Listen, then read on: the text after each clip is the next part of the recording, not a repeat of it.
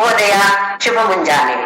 ನಮ್ಮ ನಿತ್ಯವಾದ, ಭವ್ಯವಾದ, ಅತ್ಯಂತ ಸುಂದರವಾದ, ಅತ್ಯಂತ ವೈಭವದಿಂದ ಕೂಡಿದಂತಹ, ಅತ್ಯಂತ ಪವಿತ್ರವಾದ ನಮ್ಮ ಒಳಗೆ ಇರುವಂತಹ ಈ ದೇವಾಲಯಕ್ಕೆ ಎಲ್ಲರಿಗೂ ಪ್ರೀತಿಯ ಆತ್ಮೀಯ ಸ್ವಾಗತ.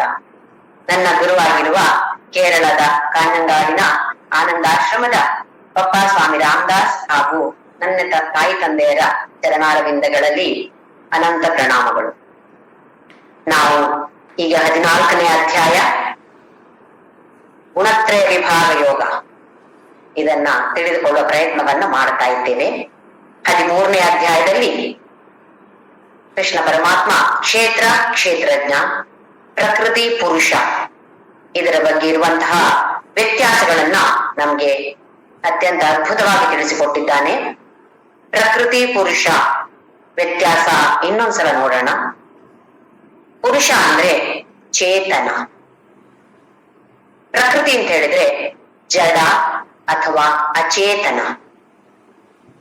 ನಮ್ಮ ದೇಹ ಅಂತ ಹೇಳುದು ಅಥವಾ ಬುದ್ಧಿ, ಮನಸ್ಸು ಎಲ್ಲವೂ ಕೂಡ ಈ ಪ್ರಪಂಚದಲ್ಲಿ ಏನೆಲ್ಲ ಕಾಣಿಸ್ತಾ ಇದೆಯೋ ಎಲ್ಲವೂ ಕೂಡ ನಿಜವಾಗಿ ನೋಡಿದ್ರೆ ಜಡ, ಅಚೇತನ, ಚೇತನ ಇಲ್ಲದೆ ಇರುವಂತಹದ್ದು. ಹಾಗಾದ್ರೆ ನಮ್ಗೆ ಸಂಶಯ ಬರುತ್ತೆ, ನನ್ನ ದೇಹ ಕೆಲಸ ಮಾಡ್ತಾ ಇದೆಯಲ್ಲ, ಏನೆಲ್ಲ ಕೆಲಸಗಳನ್ನ ಮಾಡ್ತಾ ಇದೆ, ಹಾಗಾದ್ರೆ ಇಲ್ಲಿಂದ ಬಂತು ಜಡ ಅಂತ ಹೇಳಿದ್ರೆ ಹೇಗಾಯ್ತು ಅಂತ ನಮ್ಗೆ ಸಂಶಯ ಬರುತ್ತೆ. ಇದು ಈ ಪ್ರಕೃತಿ ಅಂತ ಹೇಳೋದು ಈ ಪುರುಷನಿಂದ ಚೇತನವನ್ನ ಎರವಲು ಪಡೆದುಕೊಳ್ಳುತ್ತೆ. ಇದಕ್ಕೆ ಹೆಸರು ಚಿದಾಭಾಸ. ತನ್ನದೇ ಆದ ಪ್ರಕಾಶ ಇಲ್ಲ, ಆ ಪ್ರಕಾಶ ಇಲ್ಲದೆ ಇದ್ರೂ ಕೂಡ ನಾವು ಹೇಗೆ ಸೂರ್ಯನಿಂದ ಬೆಳಕನ್ನ ತೆಗೆದುಕೊಳ್ತೇವೋ ಹಾಗೆಯೇ ಈ ಪುರುಷನಿಂದ ಚೇತನವನ್ನ ಅಥವಾ ಬೆಳಕನ್ನ ತೆಗೆದುಕೊಂಡು ಮತ್ತೆ ತನ್ನ ಕೆಲಸವನ್ನ ಪ್ರಕೃತಿ ಮಾಡತ್ತೆ. ನಮಗೇನ್ ಅನ್ಸತ್ತೆ, ಓಹೋ ನಾವೇ ಎಲ್ಲ ಕೆಲಸ ಮಾಡೋದು, ನನ್ನ ದೇಹ, ನಾನು ಅಂದ್ರೆ ಈ ದೇಹ, ಹೀಗೆಲ್ಲ ಭಾವನೆಗಳು ಬರೋದು ಈ ಪ್ರಕೃತಿಯಿಂದಾಗಿ. ನಿಜವಾಗಿ ನೋಡಿದ್ರೆ ಚೇತನ ಇರುವಂತದ್ದು ಬರೇ ಪುರುಷ ಮಾತ್ರ, ಪ್ರಕೃತಿ ಜಡ ಅಥವಾ ಅಚೇತನ. ಆದ್ರೆ ಈ ಪ್ರಕೃತಿ ಪುರುಷನಿಂದ ಚೇತನವನ್ನ ತೆಗೆದುಕೊಂಡು ತನ್ನ ಕೆಲಸವನ್ನ ಮಾಡತ್ತೆ. ಇದಕ್ಕೆ ಹೆಸರು ಚಿದಾಭಾಸ. ಚಿತ್ತ ಆಭಾಸ ಆಗೋದು, ಚಿತ್ತ ಇದ್ದ ಹಾಗೆ, ಆ ಪುರುಷ ಅಥವಾ ಚೇತನ ಇದ್ದ ಹಾಗೆ ನಮ್ಗೆ ಅನ್ಸೋದು. ನಮ್ಗೆ ಅನ್ಸೋದೇ ಇಲ್ವಲ್ಲ, ಚೇತನ ಇಲ್ಲ ನನ್ನಲ್ಲಿ ಎಷ್ಟು ಚೇತನ ಇದೆ ಅಂತ ನಮ್ಗೆ ಅನ್ಸತ್ತೆ. ನಿಜವಾಗಿ ನೋಡಿದ್ರೆ ಪ್ರಕೃತಿ ಅಂತ ಹೇಳುದು ಜಡ ಅಥವಾ ಅಚೇತನ. ಇದು ಮೊದಲನೆಯ ವ್ಯತ್ಯಾಸ. ಆಮೇಲೆ ಪುರುಷ ಅಂತ ಹೇಳೋದು ನಿರ್ಗುಣ, ಯಾವ ಗುಣವೂ ಇಲ್ಲ. ಅದನ್ನೇ ಒಂದು ಗುಣ ಅಂತ ಹೇಳೋಣ ನಾವು. ಯಾವ ಗುಣವೂ ಇಲ್ಲದ ಒಂದು ಗುಣ ಅಂದ್ರೆ ನಿರ್ಗುಣ, ಏನು ಗುಣವೂ ಇಲ್ಲ. ಪ್ರಕೃತಿಗೆ ಎಲ್ಲ ಗುಣಗಳಿರುವುದು ಪ್ರಕೃತಿಯಲ್ಲಿ ಮಾತ್ರ. ಅದನ್ನ ವಿಭಾಗವಾಗಿ ಮಾಡಿದ್ದಾನೆ ಭಗವಂತ. 3 ಗುಣತ್ರಯ, 3 ಗುಣಗಳನ್ನ ವಿಭಾಗ ಮಾಡಿದ್ದಾನೆ. ಅದೇನಂತ ಆಮೇಲೆ ನೋಡೋಣ. ಆಮೇಲೆ ಮತ್ತೆ 3ನೇ ವ್ಯತ್ಯಾಸ, ಪ್ರಕೃತಿ ಸಗುಣ, ಪುರುಷ ನಿರ್ಗುಣ. ಏನು ಗುಣ ಇಲ್ಲ ಅಂತ ಹೇಳಿದ್ರೆ ಯಾವ ಗುಣವು, ಯಾವ ವ್ಯತ್ಯಾಸವು ಏನೂ ಇಲ್ಲ. ಅದೇ ಪ್ರಕೃತಿಗೆ ಎಲ್ಲ ಗುಣಗಳು ನಮ್ಮಲ್ಲಿ ಕಾಣಲ್ವ, ಎಷ್ಟೊಂದು ಬೇರೆ ಬೇರೆ ತರದ ಗುಣಗಳಿರುವ ಮನುಷ್ಯರಿರ್ತಾರೆ. ಇದೆಲ್ಲ ಪ್ರಕೃತಿಯಿಂದ ಬಂದಿರುವಂತದ್ದು. ವಿಕಾರಾಂಶ ಗುಣಾಂಶೈವ ವಿಧಿ ಪ್ರಕೃತಿ ಸಂಭವಾನ ಅಂತ ಹೇಳಿ 13ನೇ ಅಧ್ಯಾಯದಲ್ಲಿ ಭಗವಂತ ತಿಳಿಸಿಕೊಟ್ಟಿದ್ದಾನೆ ನಮ್ಗೆ. ಎಲ್ಲ ಗುಣಗಳು ಬರುವಂತದ್ದು ವಿಕಾರಗಳು ಅಂದ್ರೆ ಬದಲಾವಣೆಗಳು, ವಿಕಾರಗಳು ಗುಣಗಳು ಎಲ್ಲ ಬರುವಂತದ್ದು ಎಲ್ಲಿಂದ? ಪ್ರಕೃತಿಯಿಂದಾಗಿ ಬರುವಂತದ್ದು. 2ನೆಯ ವ್ಯತ್ಯಾಸ ನಿರ್ಗುಣ ಮತ್ತು ಸಗುಣ. ಇನ್ನು 3ನೇ ವ್ಯತ್ಯಾಸ ನಿರ್ವಿಕಾರ. ಪುರುಷ ಅಂತ ಹೇಳಿದ್ರೆ ನಿರ್ವಿಕಾರ, ಯಾವ ಬದಲಾವಣೆಯೂ ಪುರುಷನಲ್ಲಿ ಆಗೋದೇ ಇಲ್ಲ. ಆದಿಯೂ ಇಲ್ಲ, ಅಂತವೂ ಇಲ್ಲ. ಯಾವತ್ತು ನೋಡಿದ್ರು ಒಂದೇ ತರ ಇರುತ್ತೆ, ಯಾವ ವ್ಯತ್ಯಾಸವೂ ಇಲ್ಲ. ಇದು ಹೇಗೆ ಅಂತ ಹೇಳಿ ಒಂದು ಶ್ಲೋಕದಲ್ಲಿ ಆಕಾಶಕ್ಕೆ ಹೋಲಿಸಿ ಭಗವಂತ ನಮ್ಗೆ ತಿಳಿಸಿಕೊಟ್ಟಿದ್ದಾನೆ. ಹೇಗೆ ಆಕಾಶ ಏನೂ ವ್ಯತ್ಯಾಸವಾಗೋದಿಲ್ವೋ, ಆಕಾಶ ಅಂತ ಹೇಳಿದ್ರೆ ನೀಲಿಯ ಬಣ್ಣದ ಮೇಲೆ ಕಾಣುವಂತ ಆಕಾಶ ಅಲ್ಲ, ಎಲ್ಲ ಕಡೆ ತುಂಬಿಕೊಂಡಿರುವಂತಹ, ನಾವು ನಮ್ಮ ಇದರಲ್ಲಿ ಹೇಳದಂತೆ ಖಾಲಿ ಇರುವಂತಹ ಜಾಗ. ನಿಜವಾಗಿ ಅದು ಖಾಲಿ ಅಂತಲ್ಲ, ಅದು ಪ್ರಕೃತಿಯ ಒಂದು ರೂಪ. 5 ಪಂಚಭೂತಗಳಲ್ಲಿ ಆಕಾಶ ಒಂದು ರೂಪ. ಆಕಾಶ ಒಂದು ಅದರಲ್ಲಿ. ಅತ್ಯಂತ ಸೂಕ್ಷ್ಮವಾದ ಭೂತ ಅಂತ ಹೇಳಿದ್ರೆ ಆಕಾಶ, ಅದರಿಂದಲೂ ಸೂಕ್ಷ್ಮವಾಗಿರುವಂತದ್ದು ಪುರುಷ. ಇದಕ್ಕೆ ಹೋಲಿಸಿ ಎಲ್ಲ ಕಡೆ ಹೇಗಿದ್ದೇನೆ ನಾನು ಅಥವಾ ನಾನು ಅಂತ ಹೇಳಿದ್ರಲ್ಲಿ ಪುರುಷ ಭಗವಂತ ನಮ್ಗೆ ತಿಳಿಸಿಕೊಟ್ಟಿದ್ದಾನೆ. ಯಾವ ವಿಕಾರವೂ ಇಲ್ಲದೆ ಇರುವಂತದ್ದು ನಿರ್ವಿಕಾರ ಪುರುಷ, ಸವಿಕಾರ ಪ್ರಕೃತಿ.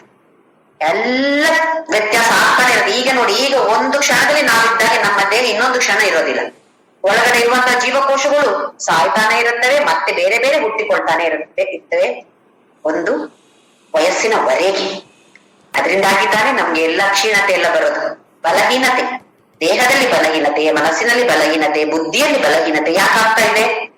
ಈ ಜೀವಕೋಶಗಳು ಸತ್ತು ಹೋದಾಗ ಒಂದು 60 ವರ್ಷದಲ್ಲಿ ಮತ್ತೆ ಮತ್ತೆ ಹುಟ್ಟಿಕೊಳ್ತವೆ, ಆಮೇಲೆ ಹುಟ್ಟಿಕೊಳ್ಳೋದಿಲ್ಲ, ಸಾಯ್ತಾ ಇರುತ್ತೆ. ಆದ್ರೆ ಹುಟ್ಟೋದು ತುಂಬಾ ತುಂಬಾ ಕಡಿಮೆ ಆಗ್ಬಿಡತ್ತೆ. ಅದಕ್ಕೆ ನಮ್ಗೆ ಕ್ಷೀಣತೆ ಬರುವಂತದ್ದು. ಇದು ಸವಿಕಾರ, ಬದಲಾವಣೆ ಆಗ್ತಾನೆ ಇರುತ್ತೆ. ಮನಸ್ಸು ಇವತ್ತಿದ್ದಾಗೆ ಸ್ವಲ್ಪ ಹೊತ್ತಿನ ನಂತರ ನಮ್ಮ ಮನಸ್ಸು ಬದಲಾವಣೆ ಆಗಿರುತ್ತೆ. ಅದು ನಮ್ಗೆ ಗೊತ್ತಿದೆ, ನಮ್ಮ ಅನುಭವಕ್ಕೆ ಎಲ್ಲರಿಗೂ ಬಂದಿರುವಂತದ್ದು.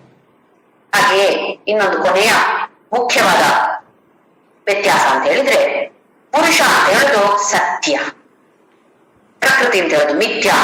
ಬ್ರಹ್ಮ ಸತ್ಯ, ಜಗನ್ ಮಿಥ್ಯ ಅಂತ ಹೇಳ್ತೀವಿ ನಾವು. ಮಿಥ್ಯ ಅಂತ ಹೇಳಿದ್ರೆ ಸುಳ್ಳು ಅಂತಲ್ಲ, ಇದು ಯಾವತ್ತಿಗೂ ಇಲ್ಲದೆ ಇರುವಂತದ್ದು, ಅಶಾಶ್ವತವಾಗಿರುವಂತದ್ದು. ಪ್ರಕೃತಿ ಅಶಾಶ್ವತ ಅಂತ ಹೇಳಿದ್ರೆ ಪುರುಷ ಶಾಶ್ವತ, ಪ್ರಕೃತಿ ಶಾಶ್ವತವಾಗಿ ಇರೋದಿಲ್ಲ.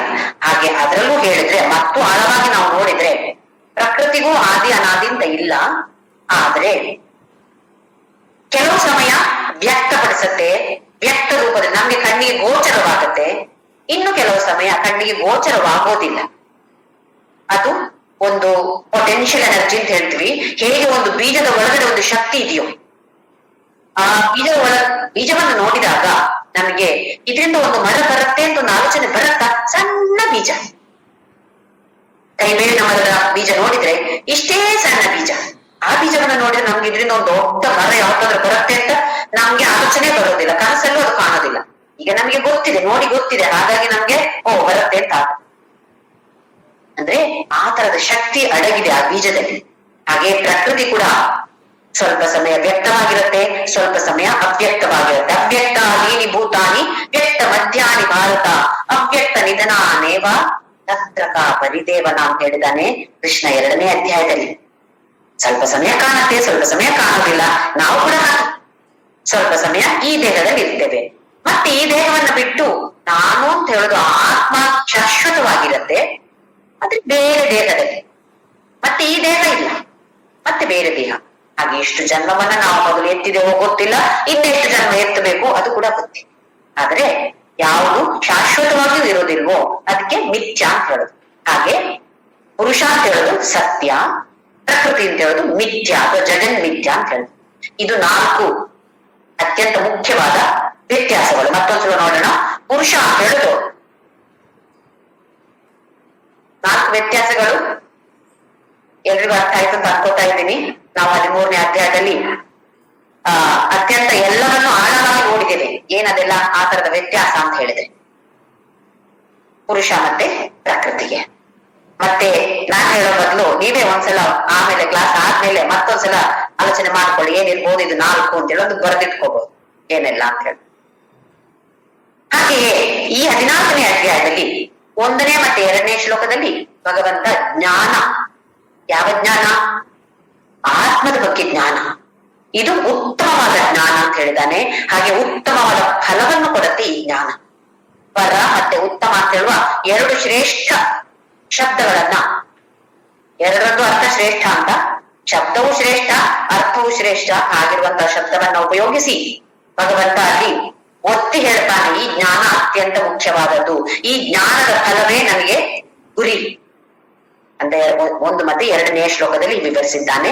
3ನೇ ಮತ್ತೆ 4ನೇ ಶ್ಲೋಕದಲ್ಲಿ ಹೇಗೆ ಪುರುಷ ಮತ್ತೆ ಪ್ರಕೃತಿ 2 ಒಂದುಗೂಡಿ ನಾವಿರುವಂತದ್ದು. ಎಲ್ಲವೂ ಇಲ್ಲಿ ಬಂದಿರುವಂತದ್ದು ಪುರುಷ ಮತ್ತೆ ಪ್ರಕೃತಿಯ ಮಿಕ್ಸ್ಚರ್. ನಾವು ಬರೇ ಪ್ರಕೃತಿಯೂ ಅಲ್ಲ, ಬರೇ ಪುರುಷನೂ ಅಲ್ಲ. ನಾವು ಪ್ರಕೃತಿ ಹೇಗೆ? ನಮ್ಮ ಈ ದೇಹ, ಮನಸ್ಸು, ಬುದ್ಧಿ ಅಂತ ಹೇಳೋದು ಪ್ರಕೃತಿ. ಇದರ ಒಳಗಡೆ ಇರುವಂತಹ ಚೇತನ ಅದು ಪುರುಷ. ಹೇಗೆ ನಾವು ತಂದೆ ತಾಯಿಯರ ಸಂಯೋಗದಿಂದ ಮಿಲನದಿಂದ ನಾವು ಹುಟ್ಟಿದ್ದೇವೋ ಹಾಗೆಯೇ ಭಗವಂತ ಇಲ್ಲಿ ಹೋಲಿಸಿ ಹೇಳ್ತಿದ್ದಾನೆ, ಆ ಮಹದ್ಯೋನಿ ಅತ್ಯಂತ ಮಹತ್ತರವಾದ ಗರ್ಭ ಅಂತ ಹೇಳುದು ಈ ಪ್ರಕೃತಿ ಅಥವಾ ಮಾಯೆ. ಅಹಂ ಬೀಜ ಪ್ರದಪಿತ, ಅದಕ್ಕೆ ಬೀಜ ಪ್ರದಾನ ಮಾಡುವಂತಹ ತಂದೆ ಯಾರು? ಅದು ನಾನು ಅರ್ಜುನ ಅಂತ ಭಗವಂತ ಅತ್ಯಂತ ಸುಂದರವಾಗಿ 3ನೇ ಮತ್ತೆ 4ನೆಯ ಶ್ಲೋಕದಲ್ಲಿ ನಮ್ಗೆ ತಿಳಿ ಹೇಳಿದ್ದಾನೆ. ಎಲ್ಲರಲ್ಲಿಯೂ ಪ್ರಕೃತಿಯೂ ಇದೆ, ಪುರುಷನೂ ಇದೆ. ಯಾವುದೇ ವಸ್ತು ನೋಡಿ ನಮ್ಗೇನ್ ಅನ್ಸತ್ತೆ? ಯಾವುದೋ ಒಂದು ಜಡ ವಸ್ತು, ಇದ್ರಲ್ಲೇ ನಾವು ಇರ್ತಾನೆ, ಪುರುಷ ಇರ್ತಾನೆ, ಇದ್ರಲ್ಲೇನ್ ಭಗವಂತ ಇರ್ತಾನೆ ಅಂತೇಳಿ ನನ್ಗೆ ಗೊತ್ತಿದೆ. ಕಂಬದಿಂದ ಎದ್ದು ಬಂದಿದ್ದಾನೆ ನರಸಿಂಹ ಅವತಾರ, ನನ್ಗೆ ಗೊತ್ತಿದೆ. ಎಲ್ಲ ಕಡೆ ಪ್ರಹ್ಲಾದನ ಹತ್ರ ಕೇಳಿದಾಗ ಎಲ್ಲೆಲ್ಲಿಯೂ ಇದ್ದಾನ ಅಂತ ಹೇಳಿದ್ರೆ ಹೌದು ಎಲ್ಲ ಕಡೆ ಇದ್ದಾನೆ ಅಂತ ಪ್ರಹ್ಲಾದ ಹೇಳಿದಾಗ ಹಿರಣ್ಯಕಶಿಪು ನಂಬಲಿಲ್ವೇ? ಇಲ್ಲೂ ಇದ್ದಾನ, ಇಲ್ಲೂ ಇದ್ದಾನ, ಕಂಬದಲ್ಲಿ ಇದ್ದಾನ ಅಂತ ಕೇಳಿದಾಗ ಆ ಕಂಬದಿಂದ ಒಡೆದು ಬಂದದ್ದು ನರಸಿಂಹ ಅವತಾರ. ಈ ಕಥೆಯನ್ನ ಕೇಳಿದಾಗ ಆದ್ರೂ ನಮ್ಗೆ ಸ್ವಲ್ಪ ಓಹೋ ಎಲ್ಲ ಕಡೆ ಇದ್ದಾನೆ ಭಗವಂತ ಅಂತ ಹೇಳೋದು ಮನಸ್ಸಿಗೆ ಬರುತ್ತೆ. ಆದ್ರೂ ಅದು ಆಳವಾಗಿ ಬೇರೂರುದಿಲ್ಲ. ಬೇರೂರಿದ್ರೆ ನಮ್ಗೆ ಯಾರ ಮೇಲೆಯೂ ಯಾವ ದ್ವೇಷವೂ ಇರೋದಿಲ್ಲ. ಎಲ್ಲ ಕಡೆಯೂ ವಿಶ್ವರೂಪ ದರ್ಶನ ಆಗ್ಲೇ ಬೇಕಾಗಿತ್ತು ನಮ್ಗೆ. ಏನೋ ಕತೆ ಕೇಳ್ತೇವೆ, ಸ್ವಲ್ಪ ಸ್ವಲ್ಪ ಇಲ್ಲಿ ಮೇಲಿಂದ ಮೇಲೆ ಸ್ವಲ್ಪ ಅರ್ಥ ಆಗತ್ತೆ, ಎಲ್ಲ ಕಡೆ ದೇವರಿದ್ದಾನೆ. ನಾವು ಮಕ್ಕಳಿಗೆ ಹೇಳ್ಕೊಡ್ತೇವೆ ಎಲ್ಲ ಕಡೆ ದೇವರಿದ್ದಾನೆ ಅಂತೇಳಿ. ನಾವು ಕಾಣ್ತೀವ? ಎಲ್ಲರ ಕಡೆ ದೇವರನ್ನ ಕಾಣೋ ಪ್ರಯತ್ನವನ್ನ ಮಾಡ್ತೀವ ನಾವು? ಅದು ಇಲ್ಲ. ಪ್ರಯತ್ನವನ್ನ ಮಾಡುವಂತವರಾಗ್ಬೇಕು. ಅದಕ್ಕಾಗಿ ತಾನೇ ನಾವು ಭಗವದ್ಗೀತೆ ಎಲ್ಲ ಕಲಿತಾ ಇರೋದು, ಅರ್ಥ ತಿಳಿದುಕೊಳ್ಳೋ ಪ್ರಯತ್ನವನ್ನ ಮಾಡ್ತಾ ಇರೋದು, ಉತ್ಸಾಹದಿಂದ ಮಾಡ್ತಾ ಇರೋದು ಈ ಉದ್ದೇಶದಿಂದ. ಇನ್ನು ಜಾಸ್ತಿ ಹೆಚ್ಚಾಗಿ ನನ್ಗೆ ಈ ತರದ ಜ್ಞಾನ ಬೇಕು, ಇದೇನು ಅಂತ ನನಗೆ ಅರ್ಥ ಆಗ್ಬೇಕು. ಅರ್ಥ ಆದ್ರೆ ತಾನೇ ನಾವು ಮುಂದೆ ಹೋಗೋದು. 5ನೇ ಶ್ಲೋಕದಲ್ಲಿ ಭಗವಂತ ಸತ್ವ ರಜಸ್ತಮ ಇತಿ ಗುಣ ಪ್ರಕೃತಿ ಸಂಭವ, ಈ 3 ಗುಣಗಳ ಬಗ್ಗೆ 5ನೇ ಶ್ಲೋಕದಿಂದ 18ನೇ ಶ್ಲೋಕದವರೆಗೆ ವಿಶ್ಲೇಷಣೆ ನಡೆಯುತ್ತೆ. ಯಾವುದನ್ನೆಲ್ಲ ತಿಳಿಸಿ ಹೇಳ್ತಾನೆ ಭಗವಂತ ಅಂತ ಹೇಳಿದ್ರೆ ಈ ಗುಣಗಳ ಬಗ್ಗೆ. ಈ ಗುಣ ಅಂದ್ರೆ ಏನು? 3 ಗುಣಗಳು, ಸತ್ವ ರಜ ತಮ, ಈ 3 ಗುಣಗಳ ಬಗ್ಗೆ ಇದು ಏನು ಅಂತ ಹೇಳ್ತಾನೆ. ಆಮೇಲೆ ಇದರಿಂದಾಗಿ ಬಂಧನ ಇದೆ.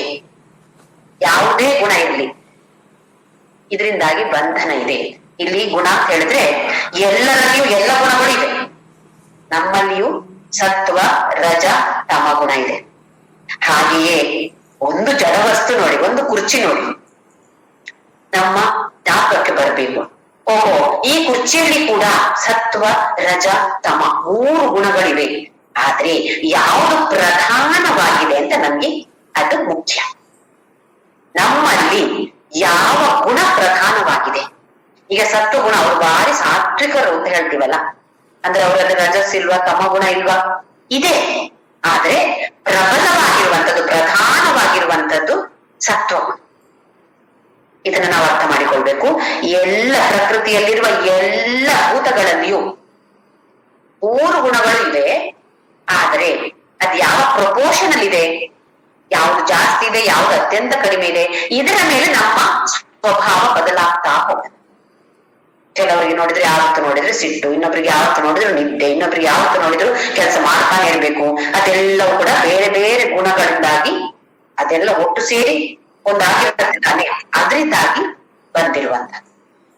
ಹಾಗೆ ಸತ್ವ ರಜ ತಮ ಎಲ್ಲ ಬಂದಿರೋದು ಇದರಿಂದಾಗಿ. ಆದ್ರೆ ಅದರಿಂದ ಬಂಧನ ಇದೆ. ಯಾವ ತರದ ಬಂಧನ ಇದೆ ಅದನ್ನ ಭಗವಂತ ಮುಂದಿನ ಶ್ಲೋಕದಲ್ಲಿ ನಮ್ಗೆ ತಿಳಿಸಿಕೊಡ್ತಾನೆ. ಆದ್ರೆ ಬಂಧನ ಅಂತೂ ಗ್ಯಾರಂಟಿ ಇದೆ. ಬಾಂಡೇಜ್ ಅಂತ ಹೇಳ್ತೀವಿ ನಾವು ಇಂಗ್ಲಿಷ್ ಅಲ್ಲಿ. ಬಂಧಿಸುತ್ತದೆ ನಮ್ಮನ್ನ. ಅಂದ್ರೆ ನಾವು ಇವಾಗ ಜೀವಾತ್ಮರಾಗಿದ್ದೇವೆ, ಪರಮಾತ್ಮರೇ. ಆದ್ರೆ ಅಲ್ಲಿ ಒಂದು ಹೇಗೆ ಸೂರ್ಯನಿಗೆ ಮೋಡ ಆವರಿಸಿದ್ರೆ ಸೂರ್ಯನ ಬೆಳಕು ಕಾಣಿಸುತ್ತ, ಪ್ರಕಾಶ ಸೂರ್ಯನ ಹಾಗೇ ಇರುತ್ತೆ, ಅದಕ್ಕೇನು ವ್ಯತ್ಯಾಸ ಇಲ್ಲ. ಆದ್ರೆ ಮೋಡ ಅದನ್ನ ಆವರಿಸಿದಾಗ ನನಗೇನ್ ಕಾಣುತ್ತೆ? ಅಷ್ಟು ಪ್ರಕಾಶಮಾನವಾಗಿ ಕಾಣೋದಿಲ್ಲ ಅಲ್ವೇ? ಹಾಗೆಯೇ ನಿಜವಾಗಿಯೂ ಪರಮಾತ್ಮನೇ ಇದ್ದಾನೆ. ಆದ್ರೆ ಅದು ಕವರ್ ಹಾಕೊಂಡಿದೆ, ಕವರ್ ಆಗಿದೆ. ಈ ಕವರ್ ಇರುವ ಕಾರಣ ನಾವು ಜೀವಾತ್ಮರಾಗಿದ್ದೇವೆ. ಆ ಪರಮಾತ್ಮ ಕವರ್ನ ಜೊತೆ ಇದ್ದಾಗ ನಾವು ಜೀವಾತ್ಮ. ಇಷ್ಟೇ ವ್ಯತ್ಯಾಸ. ಈ ಜೀವಾತ್ಮ ಹೇಗೆ ಬಂಧನಕ್ಕೊಳಗಾಗ್ತಾನೆ, ಯಾವ ತರದಲ್ಲಿ ಬಂಧನಕ್ಕೊಳಗಾಗ್ತಾನೆ. ಸತ್ವ ಅಂತ ಹೇಳಿದ್ರೆ ಚಿನ್ನದ ಸರಪಳಿ ಇರ್ಬೋದು, ಉದಾಹರಣೆಗೆ ಮಾತ್ರ ಹೇಳ್ತಾ ಇರೋದು. ರಜೋಗುಣ ಅಂತ ಹೇಳಿದ್ರೆ ಬೆಳ್ಳಿಯ ಸರಪಳಿ. ಹಾಗೆಯೇ ತಮೋಗುಣ ಅಂತ ಹೇಳಿದ್ರೆ ಕಬ್ಬಿಣದ ಸರಪಳಿ ಅಂತೂ ಇದ್ದೇ ಇದೆ. ಈ ಸರಪಳಿ ಯಾವವರೆಗೆ ಇದೆಯೋ ಆವರೆಗೆ ನಮಗೆ ಮುಕ್ತಿ, ಸ್ವಾತಂತ್ರ್ಯ ಇಲ್ಲ. ಕಟ್ಟಿ ಹಾಕಿದ್ದಾರೆ ನಮ್ಮನ್ನು, ಎಲ್ಲಿಗೂ ಹೋಗುವಾಗಿಲ್ಲ ನಮ್ಗೆ. ಎಷ್ಟು ಖುಷಿ ಇರತ್ತೆ ನಮ್ಗೆ ಅದ್ರಲ್ಲಿ. ಯಾರಾದ್ರೂ ನಮ್ಮನ್ನ ಈ ರೂಮಲ್ಲಿ ಕೂಡಿ ಹಾಕಿದ್ರೆ, ಇಲ್ಲೇ ಇರಿ ನೀವು 24 ಗಂಟೆ ಇರಿ ಅಂತ ಹೇಳಿದ್ರೆ ನಮ್ಗೆ ಸಿಟ್ಟು ಬರುತ್ತೆ. ನಾವು ಹಾಗೆ ಇದ್ದೇವೆ, ಈ ಬಂಧನದಲ್ಲಿ ನಮ್ಮನ್ನು ನಾವು ಬಂಧಿಸಿಕೊಂಡಿದ್ದೇವೆ. ಇದರಿಂದ ಹೊರಗೆ ಬರೋದು ಹೇಗೆ? ಈ ಗುಣಗಳನ್ನ ನಾವು, ನಮ್ಮಲ್ಲಿ ಯಾವ ಗುಣಗಳು ಪ್ರಧಾನವಾಗಿದೆ, ಇದರಿಂದ ನಾವು ಮೇಲಕ್ಕೆ ಹೇಗೆ ಹೋಗ್ಬೇಕು, ಇದರಲ್ಲಿ ನಮ್ಗೆ ಭಗವಂತ ತಿಳಿಸಿಕೊಡುವಂತ. ಹಾಗೆ ಮೊದಲನೇದಾಗಿ ಈ ಗುಣಗಳಂದ್ರೆ ಏನು, ಎರಡನೇದಾಗಿ ಈ ಗುಣದ ಬಂಧನ ಹೇಗಿರತ್ತೆ, ಆಮೇಲೆ ಈ ಗುಣಗಳ ಲಕ್ಷಣಗಳು ಏನು, ಇದಕ್ಕೆ ಲಿಂಗ ಅಂತ ಹೆಸರು. ಲಕ್ಷಣಗಳಿಗೆ ಲಿಂಗ ಅಂತ ಹೆಸರು. ಅಂದ್ರೆ ಇಂಡಿಕೇಟ್ ಮಾಡುತ್ತೆ, ಸೂಚಿಸುತ್ತೆ. ಅದು ಒಂದು ಸೂಚಿಸುವಂತದ್ದು, ಸೂಚಿ ಅಂತ ಹೇಳ್ತೀವಲ್ಲ ಹಾಗೆ. ಅದಕ್ಕೆ ಶಿವಲಿಂಗ ಅಂತ ಬಂತು ನೋಡಿ. ಏನದು ಶಿವಲಿಂಗ? ಶಿವನನ್ನು ಸೂಚಿಸುವಂತದ್ದು ಶಿವಲಿಂಗ. ಹಾಗೆ ಇಲ್ಲಿ ಆ ಲಿಂಗಗಳ ಬಗ್ಗೆ ಪರಮಾತ್ಮ ನಮ್ಗೆ ತಿಳಿಸಿಕೊಡ್ತಾನೆ. ಏನೆಲ್ಲ ಲಕ್ಷಣಗಳು ಇವೆ, ಇದು ಯಾಕೆ ಹೇಳ್ಕೊಡ್ಬೇಕು? ನನ್ನಲ್ಲಿ ಯಾವ ಗುಣಗಳಿದೆ, ನಮ್ಮ ವಿಶ್ಲೇಷಣೆ ನಾವು ಮಾಡಿಕೊಳ್ಳಬಹುದು. ನಾವೇನ್ ಮಾಡ್ತೀವಿ, ಯಾವ್ದಾದ್ರು ಒಂದು ಗುಣ ಇದ್ದ ಕೂಡ ಅವರಲ್ಲಿ ಯಾವ್ದಿದೆ, ಬೇರೆಯವರಲ್ಲಿ. ನಮ್ಮನ್ನ ನಾವು ವಿಶ್ಲೇಷಣೆ ಯಾವತ್ತೂ ಮಾಡ್ಕೊಳ್ಳೋದೇ ಇಲ್ಲ. ಇದೇ ನಮ್ಮ ದೊಡ್ಡ ದುರದೃಷ್ಟ ಗುಣ ನಮ್ಮದು. ಬೇರೆಯವರಲ್ಲಿ ಇವರಲ್ಲಿ ಖಂಡಿತ ಇದೇ ಗುಣ ಇರೋದು, ಅದು ಭಗವದ್ಗೀತೆಯಲ್ಲಿ ಹೇಳಿದ್ದಾರೆ. ನಮ್ಮಲ್ಲಿ ಅದಕ್ಕಿಂತ ಜಾಸ್ತಿ ಆ ಗುಣ ಇರ್ಬೋದು, ನಾವು ಅದನ್ನ ವಿಶ್ಲೇಷಣೆ ಮಾಡಕ್ ಹೋಗ್ತಾ ಇಲ್ಲ. ಆದ್ರೆ ಈಗ ನಾವು ಬೇರೆಯವರ ಬಗ್ಗೆ ತಲೆ ಕೆಡಿಸ್ಕೊಳ್ಳೋದು ಬೇಡ. ಅವರು ಅವರ ದೊಡ್ಡ ವಾಸನೆಗಳ ಬ್ಯಾಗನ್ನು ಹೊತ್ತುಕೊಂಡು ಬಂದಿದ್ದಾರೆ, ಅದರ ಪ್ರಕಾರ ಅವ್ರು ಜೀವಿಸ್ತಾರೆ. ನಾವು ಹೇಗೆ ಜೀವಿಸ್ಬೇಕು, ನನ್ನ ಬಂಧನ ಹೇಗಿದೆ, ನನ್ನ ಲಕ್ಷಣಗಳನ್ನು ನೋಡಿ ನಾನು ಈ ಗುಣ ನನ್ನಲ್ಲಿದೆ, ಹಾಗಾದ್ರೆ ಇದರಿಂದ ಮೀರಿ ನಾನು ಹೇಗೆ ಹೋಗ್ಬೇಕು ಅಂತ ಹೇಳೋದನ್ನ ಭಗವಂತಲ್ಲಿ ತಿಳಿಸಿಕೊಡ್ತಾನೆ. ಹಾಗೆ ಮೂರನೇದು ಗತಿ. ಗತಿ ಅಂತ ಹೇಳಿದ್ರೆ ಸತ್ತ ಮೇಲೆ ಈ ಸತ್ವಗುಣ ಪ್ರಧಾನವಾಗಿದ್ದವರು ಎಲ್ಲಿ ಹೋಗ್ತಾರೆ, ರಜೋಗುಣ ಪ್ರಧಾನವಾಗಿದ್ದವರು ಎಲ್ಲಿ ಹೋಗ್ತಾರೆ, ಹಾಗೆ ತಮೋಗುಣ ಪ್ರಧಾನವಾಗಿದ್ದಂತಹ ವ್ಯಕ್ತಿ ಎಲ್ಲಿಗೆ ಹೋಗ್ತಾರೆ. ಆಮೇಲೆ ಫಲ. ಇಲ್ಲಿ ಇದ್ದುಕೊಂಡು, ಈ ಜನ್ಮದಲ್ಲಿ ಈ ದೇಹದಲ್ಲಿ ಇದ್ದುಕೊಂಡು ನನಗೆ ಏನು ಲಾಭ, ಸತ್ವಗುಣದಿಂದ ನನಗೇನು ಬರುತ್ತೆ, ರಜೋಗುಣದಿಂದ ನನಗೇನು ಬರುತ್ತೆ, ಹಾಗೆ ತಮೋಗುಣದಿಂದ ನನಗೇನು ಬರುತ್ತೆ, ಈ 5 ವಿಷಯಗಳನ್ನ ಭಗವಂತ 5ನೇ ಶ್ಲೋಕದಿಂದ 18ನೇ ಶ್ಲೋಕದವರೆಗೆ ನಮಗೆ ಸುಂದರವಾಗಿ ತಿಳಿಸಿಕೊಡ್ತಾನೆ. ಆಮೇಲೆ 19ನೇ ಶ್ಲೋಕದಿಂದ ಈ ಗುಣಗಳನ್ನ ಮೀರಿ ಹೋದವನು, ಗುಣಾತೀತ ಅಂತ ಹೇಳ್ತೀವಿ, ಎಲ್ಲ ಗುಣಗಳನ್ನು ಮೀರಿದಂಥವನು, ಅವನ ಲಕ್ಷಣಗಳು ಏನು, ಅದರ ಬಗ್ಗೆ ವಿವರಣೆಯನ್ನ ಭಗವಂತ ಕೊಡ್ತಾನೆ. ಈ ಗುಣಗಳು ನಮ್ಮಲ್ಲಿ ಎಲ್ಲರಲ್ಲಿಯೂ ಗುಣಗಳಿವೆ ಅಂತ ಹೇಳಿದೆ. ನಮ್ಮಲ್ಲಿ ಮಾತ್ರ ಅಲ್ಲ, ಪ್ರತಿಯೊಂದು ಪ್ರಾಣಿಯಲ್ಲಿಯೂ, ಗಿಡದಲ್ಲಿಯೂ, ಒಂದು ಜಡ ವಸ್ತುವಲ್ಲಿ ನಮ್ಮ ಮುಂದೆ ಇಟ್ಟಿರುವ ಒಂದು ಟಿವಿ ಇರ್ಬೋದು, ಕುರ್ಚಿ ಇರ್ಬೋದು, ಅಥವಾ ಯಾವುದೇ ಮೇಜು, ನಮ್ಮ ಮೊಬೈಲ್ ಇರ್ಬೋದು, ಯಾವುದೇ ಇರ್ಬೋದು, ಎಲ್ಲದರಲ್ಲೂ ಈ 3 ಗುಣಗಳಿವೆ. ಇದನ್ನ ನಾವು ತಿಳಿದುಕೊಳ್ಬೇಕು. ಅದರಲ್ಲಿ ಈ 3 ಗುಣಗಳನ್ನ ಮೀರಿ ಹೋಗಬೇಕು ಅಂತ ಭಗವಂತ ನಮಗೆ ತಿಳಿಸಿಕೊಡ್ತಾನೆ. ಹೇಗೆ ಅಂತ ಹೇಳಿದ್ರೆ, ಈ ಆಟದಲ್ಲಿ ಒಂದು ಪೋಲ್ ವಾಲ್ಟ್ ಅಂತ ಇದೆ, ಎಲ್ಲರೂ ಕೇಳಿ ಗೊತ್ತಿರ್ಬೋದು. ಒಂದು ದೊಡ್ಡ ಕೋಲನ್ನು ಓಡ್ಕೊಂಡು ಬರ್ತಾರೆ, ಒಂದು ದೊಡ್ಡ ಕೋಲ್ ಇರುತ್ತೆ ಅವರ ಕೈಯಲ್ಲಿ. ಆ ಓಡ್ಕೊಂಡು ಬಂದು ಕೋಲನ್ನ ಊರಿ ಮೇಲಕ್ಕೆ, ಅದ್ರ ಜೊತೆ ಅದು ಬೆಂಡ್ ಆಗುತ್ತೆ, ಹೀಗೆ ಹೋಗಿ ಆಮೇಲೆ ಅಲ್ಲೊಂದು ಬಾಲ್ ಇಟ್ಟಿರ್ತಾರೆ, ಅದನ್ನ ಹೀಗೆ ಪಾಸ್ ಮಾಡಿ ಆ ಕಡೆಗೆ ಬೀಳುವಂತದ್ದು. ಯಾರು ಎಷ್ಟು ಎತ್ತರಕ್ಕೆ ಹೋಗ್ತಾರೆ ಅದು ಅಲ್ಲಿನ ಕಾಂಪಿಟಿಷನ್. ನಮಗೆ ಏನ್ ಬೇಕಾಗಿರೋದು ಅಂತ ಹೇಳಿದ್ರೆ, ಈ ಕೋಲು, ಇದಕ್ಕೆ ಪೋಲ್ ಅಂತ ಹೇಳ್ತಾರೆ, ಪೋಲ್ ವಾಲ್ಟಿಂಗ್ ಅಲ್ಲಿ ಪೋಲ್ ಅಂತ ಹೆಸರು. ಆ ಕೋಲು ನಮ್ಮ ಎಲ್ಲ ಗುಣಗಳಿದ್ದ ಹಾಗೆ ಈ ಕೋಲನ್ನು ಉಪಯೋಗಿಸಿ ಮೇಲಕ್ಕೆ ಏರಿ ಆಮೇಲೆ ಅಲ್ಲಿಂದ ಆಚೆ ಕಡೆಗೆ ಹಾರುವಂತಹದ್ದು. ಹಾರುವಾಗ ಏನ್ ಮಾಡ್ಬೇಕು, ಕೋಲನ್ನು ಹಿಡ್ಕೊಂಡು ಹಾರೋದ ಅಲ್ಲ, ಕೋಲನ್ನು ಅಲ್ಲೇ ಬಿಟ್ಟು ಬಿಟ್ಟು ಹಾರೋದು. ಮೇಲೆವರೆಗೆ ಹೋಗಕ್ಕೆ ಕೋಲಿನ ಉಪಯೋಗ ಮಾಡಿ, ಆಮೇಲೆ ಕೋಲನ್ನು ಅಲ್ಲೇ ಬಿಟ್ಟು ಬಿಟ್ಟು ಆ ಕಡೆಗೆ ಹಾಕೋದು. ಹಾಗೆ ಇಲ್ಲಿ ಈ ಸತ್ವ ರಜ ತಮ ಎಲ್ಲ ಗುಣಗಳನ್ನು ಉಪಯೋಗಿಸಿಕೊಂಡು ಮೇಲಕ್ಕೆ ಏರಿ ಆಮೇಲೆ ಏನ್ ಮಾಡ್ಬೇಕು, ಎಲ್ಲ ಗುಣಗಳನ್ನ ಬಿಟ್ಟು ಅವಾಗ ಏನಾಗುತ್ತೆ ನಮ್ಗೆ, ಅವಾಗ ಮೋಕ್ಷ ಸಿಗತ್ತೆ. ಇದರಿಂದ ನಮ್ಗೆ ಮುಕ್ತಿ ಸಿಗತ್ತೆ. ಮುಕ್ತಿ ಅಂದ್ರೆ ಏನು? ರಾಗ ದ್ವೇಷ ಇಲ್ಲದೆ ಇರುವಂತದ್ದು, ನಾನು ನನ್ನದು ಅಂತ ಇಲ್ಲದೆ ಇರುವಂತದ್ದು. ಯಾವಾಗ ನಾವು ಈ ಲೆವೆಲ್ ಅನ್ನ ತಲುಪುತ್ತೀವೋ ಆಗ ನಮ್ಗೆ ಮೋಕ್ಷ ಗ್ಯಾರಂಟಿ. ಮತ್ತೆ ಮೋಕ್ಷ ಸಿಕ್ಕಿತೋ ಮತ್ತೆ ನಾವು ಬರ್ಲಿಕ್ಕಿಲ್ಲ. ಸರ್ಗೇಪಿ ನಾವು ಉಪಜಾಯಂತೆ ಪ್ರಲಯೇನ ವ್ಯಥಂತಿ ಚ. 2ನೇ ಶ್ಲೋಕದಲ್ಲಿ ಭಗವಂತ ಹೇಳಿದ್ದಾನೆ, ಇದು ಸಿಕ್ಕಿತೋ, ಈ ಜ್ಞಾನ ಸಿಕ್ಕಿತೋ, ಅದಾದ್ಮೇಲೆ ಪ್ರಳಯದಲ್ಲೂ ಕಷ್ಟ ಇಲ್ಲ. ಇನ್ನೊಂದ್ಸಲ ಸೃಷ್ಟಿ, ಇನ್ನೊಂದು ಯುಗ ಬಂದ್ರೂ ಕೂಡ ನಾವು ಹುಟ್ಟೋದಿಲ್ಲ. ಹಾಗಿರುವಂತ ಉತ್ತಮ ಫಲದ ಬಗ್ಗೆ ಭಗವಂತ ಹೇಳಿಕೊಟ್ಟಿದ್ದಾನೆ. ಈಗ ಮುಂದಿನ ಶ್ಲೋಕ ನೋಡೋಣ, 6ನೇ ಶ್ಲೋಕ. ಈ ಶ್ಲೋಕದಲ್ಲಿ ಸತ್ವಗುಣದ ಬಗ್ಗೆ ಪರಮಾತ್ಮ ತಿಳಿಸಿಕೊಡ್ತಾನೆ. ಇಲ್ಲಿ ಸತ್ವಗುಣ ಅಂದ್ರೆ ಸತ್ವ ಪ್ರಧಾನವಾಗಿದ್ದ. ಶ್ಲೋಕ ನಂಬರ್ 6, ಅಧ್ಯಾಯ 14. ತತ್ರ ಸತ್ವಂ ನಿರ್ಮಲತ್ವಾತ್ ಪ್ರಕಾಶಕಮನಾಮಯಂ ಸುಖ ಸಂಗೇನ ಬದ್ಧಾತಿ ಜ್ಞಾನ ಸಂಗೇನ ಚಾನಘ. ಅನಘ ಅಂತ ಅರ್ಜುನನನ್ನ ಸಂಬೋಧಿಸ್ತಾನೆ ಭಗವಂತ. ಅಘ ಅಂತ ಹೇಳಿದ್ರೆ ಪಾಪ ಮಾಡಿದವನು, ಅನಘ ಅಂತ ಹೇಳಿದ್ರೆ ಪಾಪ ಮಾಡದೇ ಇರುವಂತವನು ಅಥವಾ ಮನಸ್ಸು ಸ್ವಲ್ಪ ಪರಿಶುದ್ಧವಾದಂತವನು. ತತ್ರ ಸತ್ವ ನಿರ್ಮಲತ್ವ ಪ್ರಕಾಶಕಂ ಅನಾಮಯಂ. ಹೇಗಿರತ್ತೆ ಈ ಸತ್ವ ಪ್ರಧಾನವಾಗಿರುವಂತಹ ವ್ಯಕ್ತಿಗೆ ಮನಸ್ಸು ಹೇಗಿರತ್ತೆ? ನಿರ್ಮಲ ಮನಸ್ಸು. ಮಲ ಅಂತ ಹೇಳಿದ್ರೆ ಗೊತ್ತಿದೆ, ಅಶುಚಿಯಾಗಿರುವಂತಹದ್ದು. ನಿರ್ಮಲ, ಮಲ ಇಲ್ಲದೆ ಇರುವಂತಹದ್ದು ನಿರ್ಮಲ, ಶುಚಿಯಾಗಿರುವಂತಹ ಮನಸ್ಸು. ಹಾಗೆ ಪ್ರಕಾಶಕ, ಪ್ರಕಾಶಮಾನವಾಗಿರುತ್ತೆ. ಏನು ಜಗ್ ಜಗ್ ಜಗ್ ಅಂತ ಲೈಟ್ ಬರುತ್ತಾ ಅವರ ಮುಖದಿಂದ? ಒಂಥರದಲ್ಲಿ ನೋಡಿದ್ರೆ ಒಳ್ಳೆ ತೇಜಸ್ಸಿರುತ್ತೆ ಆ ಮುಖದಲ್ಲಿ. ಹೇಗ್ ಬರುತ್ತೆ ಈ ತೇಜಸ್ಸು? ಮನಸ್ಸು ನಿರ್ಮಲವಾಗಿದೆ, ಒಳಗೆ ಎಲ್ಲ ಪ್ರಕಾಶಮಾನವಾಗಿದೆ ಅಂತ ಹೇಳಿದ್ರೆ ಎಲ್ಲವೂ ಆಲೋಚನೆ ಎಲ್ಲ ಪರಿಶುದ್ಧವಾಗಿದೆ. ನಮ್ಮ ಆಲೋಚನೆ ಎಲ್ಲ ಸ್ವಾರ್ಥದಿಂದ ಕೂಡಿದೆ. ಈ ಸತ್ವ ಪ್ರಧಾನವಾಗಿರುವಂತವರಿಗೆ ಆಲೋಚನೆಗಳು ಕೂಡ ಪರಿಶುದ್ಧವಾದ ಆಲೋಚನೆ. ಏನಾದ್ರೂ ಕೆಲಸಕ್ಕೆ ಹೊರಟ್ರೆ ಅದು ಒಳ್ಳೆಯದಿರ್ಬೇಕು. ಕೆಲಸವು ಒಳ್ಳೆಯದು, ಅದರ ಫಲ ಕೂಡ ಒಳ್ಳೆಯದಾಗಿರುವಂತದ್ದು ಮಾತ್ರ ಆ ಕೆಲಸವನ್ನ ತಿಳ್ಕೊಳ್ತಾರೆ. ಉತ್ತಮವಾದ ಆಲೋಚನೆಗಳು. ಆಮೇಲೆ ಅನಾಮಯ. ಅನಾಮಯ ಅಂತ ಹೇಳಿದ್ರೆ ಆರೋಗ್ಯಕರವಾದ ಮನಸ್ಸು, ಶಾಂತವಾಗಿರುವ ಮನಸ್ಸು. ನಾವು ಕೆಲಸ ಮಾಡ್ತೇವೆ, ಸುಮಾರು ಒಳ್ಳೆ ಕೆಲಸ ನಾವು ಮಾಡ್ತೇವೆ, ಮನಸ್ಸು ಶಾಂತವಾಗಿದ್ಯಾ? ಶಾಂತವಾಗಿಲ್ವೇ? ಒಂದು ಸ್ವಲ್ಪ ಹೊತ್ತು ಶಾಂತವಾಗಿರುತ್ತೆ. ಯಾರು ಮನೇಲಿ ಯಾರು ಇಲ್ಲದಿದ್ರೆ ಒಂದ್ ಸ್ವಲ್ಪ ಹೊತ್ತು ಶಾಂತ, ಮತ್ತೆ ಶುರುವಾಗುತ್ತೆ ಮನಸ್ಸು ಅಲ್ಲೋಲ ಕಲ್ಲೋಲ ತಳಮಳ, ಎಲ್ಲದಕ್ಕೂ ಭಯ, ಎಲ್ಲದಕ್ಕೂ ತಳಮಳಗೊಳ್ಳುತ್ತೆ. ಸುಮ್ಮನೆ ಟೆನ್ಷನ್ ಮಾಡ್ಕೊಳ್ಳೋದು ನಾವೆಲ್ಲರೂ. ಎಲ್ಲರಿಗೂ ಏನೋ ಚಿಕ್ಕ ಪುಟ್ಟ ವಿಷಯ ಕೂಡ ನಾವು ಟೆನ್ಷನ್ ಮಾಡಿಕೊಳ್ತೇವೆ. ಇದರಲ್ಲಿ ಪ್ರಕಾಶಕ ಅಂತ ಹೇಳಿದ್ರೆ ನಾನು ಹೇಳಿದಾಗ ಇದು ಸತ್ವ ಪ್ರಧಾನ. ಅದರಲ್ಲಿ ಅಂತಹ ವ್ಯಕ್ತಿಯಲ್ಲಿ ತಮೋಗುಣವೂ ಇದೆ, ರಜೋಗುಣವೂ ಇದೆ. ತಮೋಗುಣ ಇಲ್ವೇ ಇಲ್ಲ ಅಂತ ಹೇಳೋ ಮನುಷ್ಯ ಇಲ್ಲ.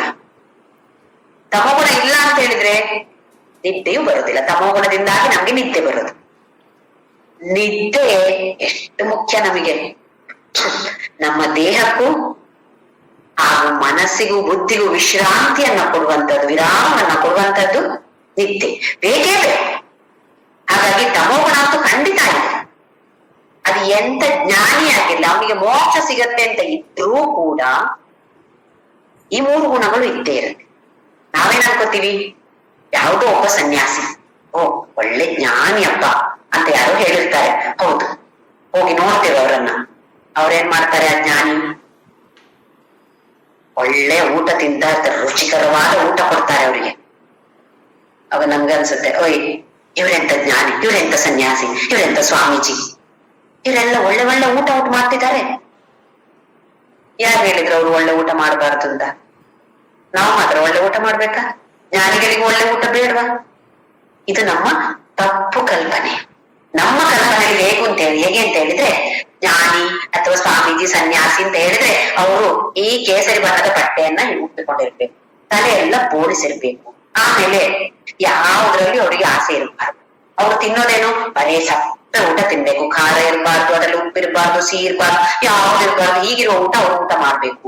ಇದು ನಮ್ಮಲ್ಲಿರುವಂತಹ ಅಜ್ಞಾನಿಗಳಲ್ಲಿ ತುಂಬಿಕೊಂಡಿರುವಂತಹ ತಪ್ಪು ಕಲ್ಪನೆಗಳು. ಅವರು ಜ್ಞಾನಿಗಳಾದ್ರೂ ಅವರಿಗೂ ಆಸೆ ಇರುತ್ತೆ. ಅವರಿಗೂ ಓಹೋ ಇದು ಒಳ್ಳೆ ಇಡ್ಲಿ ಸಾಂಬಾರ್ ಅಂತ ಇರತ್ತೆ, ತಿನ್ನೋಣ ಅಂತ ಆಸೆ ಬಂದ್ರೂ ಬರ್ಬೋದಂತವರಿಗೆ ಕೂಡ. ಆದ್ರೆ ಏನು ವ್ಯತ್ಯಾಸ ಆಗದೆ ನಮಿಗೂ ಬರುವಂತಹ ಆಸೆಗೂ ಅವರಿಗೂ ಬರುವಂತಹ ಆಸೆಗೂ ಏನು ವ್ಯತ್ಯಾಸ ಆಗಲ್ಲ? ಅವರೆಂತ ಜ್ಞಾನಿ ಮತ್ತೆ? ನಮ್ಗೆ ಸಂಶಯ ಬರುತ್ತೆ. ಅವರ ಆಸೆ ಇದ್ರೂ ಕೂಡ ಏನು ವ್ಯತ್ಯಾಸ ಅಂತ ಹೇಳಿದ್ರೆ, ಅವರು ಆ ಆಸೆಯನ್ನ ಈಡೇರಿಸೋದಕ್ಕೋಸ್ಕರ ಯಾವ ಕೆಲಸವನ್ನು ಮಾಡೋದೆ. ಆಸೆ ಈಡೇರಿದ್ರೂ ಒಂದೇ, ಆಸೆ ಈಡೇರದೆ ಇದ್ದರೂ ಒಂದೇ. ನಾವೀಗಿದ್ದೇವೆ, ನಮ್ಗಿವಾಗ ಇಡ್ಲಿ ಸಾಂಬಾರು ಬೇಡ, ಒಂದು ಸೀರೆ ವಿಷಯ ಹೇಳೋಣ. ಒಳ್ಳೆಯ ಸೀರೆ ಬೇಕು ಅಂತ ಆಸೆ ಆಯ್ತು, ಬೇಕು ಅಂತ ಆಸೆ ಯಾರೋ ಹತ್ರ ನೋಡಿದ್ರೆ ಕೇಳಿ ಆಯ್ತು ಅವ್ರ ಹೋಗಿ ಯಾವ ಅಂಗಡಿಯಿಂದ ತಕೊಂಡ್ರಿ, ಎಷ್ಟು ಕೊಟ್ರಿ, ಎಲ್ಲ ಟಾಪ್ ಟು ಬಾಟಮ್ ಡೀಟೇಲ್ಸ್ ತಕೊಂಡ್ ಆಯ್ತು ಅವ್ರ ಕೈಯಿಂದ. ಇನ್ನು ಅಂಗಡಿ ಹೋಗೋದು ಬಾಕಿ, ಗಂಡ ಕರ್ಕೊಂಡು ಹೋಗೋದು. ಫಸ್ಟ್ ಆಫ್ ಆಲ್ ನಮ್ಗೆ ಗಂಡ ಪರ್ಮಿಷನ್ ಕೊಡ್ಬೇಕು. ಈಗಿನವರೆಲ್ಲ ಕೇಳೋದಿಲ್ಲ ಗಂಡನ ಹತ್ರ, ಯಾಕೆಂದ್ರೆ ಅವ್ರ ಹತ್ರ ದುಡ್ಡಿದೆ, ನಮ್ಮ ಹತ್ರ ಎಲ್ಲ ದುಡ್ಡಿರ್ಲಿಲ್ಲಲ್ಲ ಅವಾಗ. ಗಂಡನ ಹತ್ರ ಕೇಳ್ಬೇಕು. ಗಂಡ ಕರ್ಕೊಂಡು ಹೋಗುದಿಲ್ಲ ಅಂತಂದ್ರೆ ಮತ್ತೆ ಸಿಟ್ಟು ಶುರುವಾಯ್ತು. ಗಂಡ ಕರ್ಕೊಂಡು ಹೋದಾಗ್ಲೂ ಆ ಸೀರೆ ಅದೇ ಸೀರೆ ಬೇಕು, ಸ್ವಲ್ಪ ವ್ಯತ್ಯಾಸ ಆಗ್ಬಾರ್ದು.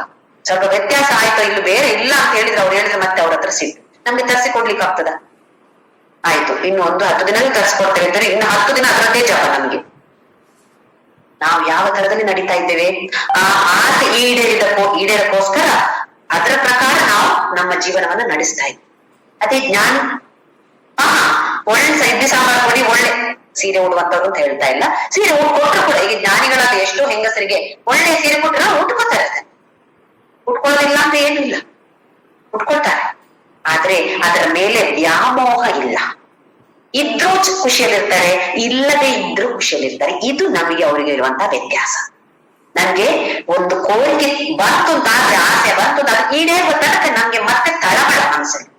ಇದು ವ್ಯಾಮೋಹ.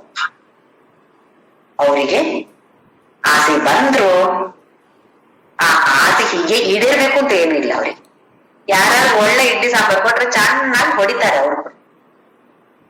ನಮ್ಮ ತಪ್ಪು ಕಲ್ಪನೆ ಏನು? ಹೀಗೆ ಇರ್ಬೇಕು, ಹಾಗೆ ಇರ್ಬೇಕು, ಹೀಗಿರ್ಬಾರ್ದು. ಅವ್ರು ಕಾರಣ ಡ್ರೈ ಮಾಡಬಾರ್ದು. ಜ್ಞಾನಿಗಳು ಯಾರು ಹೇಳಿದ್ರು ಕಾರಣ ಡ್ರೈ ಮಾಡಬಾರ್ದು ಅಂತ?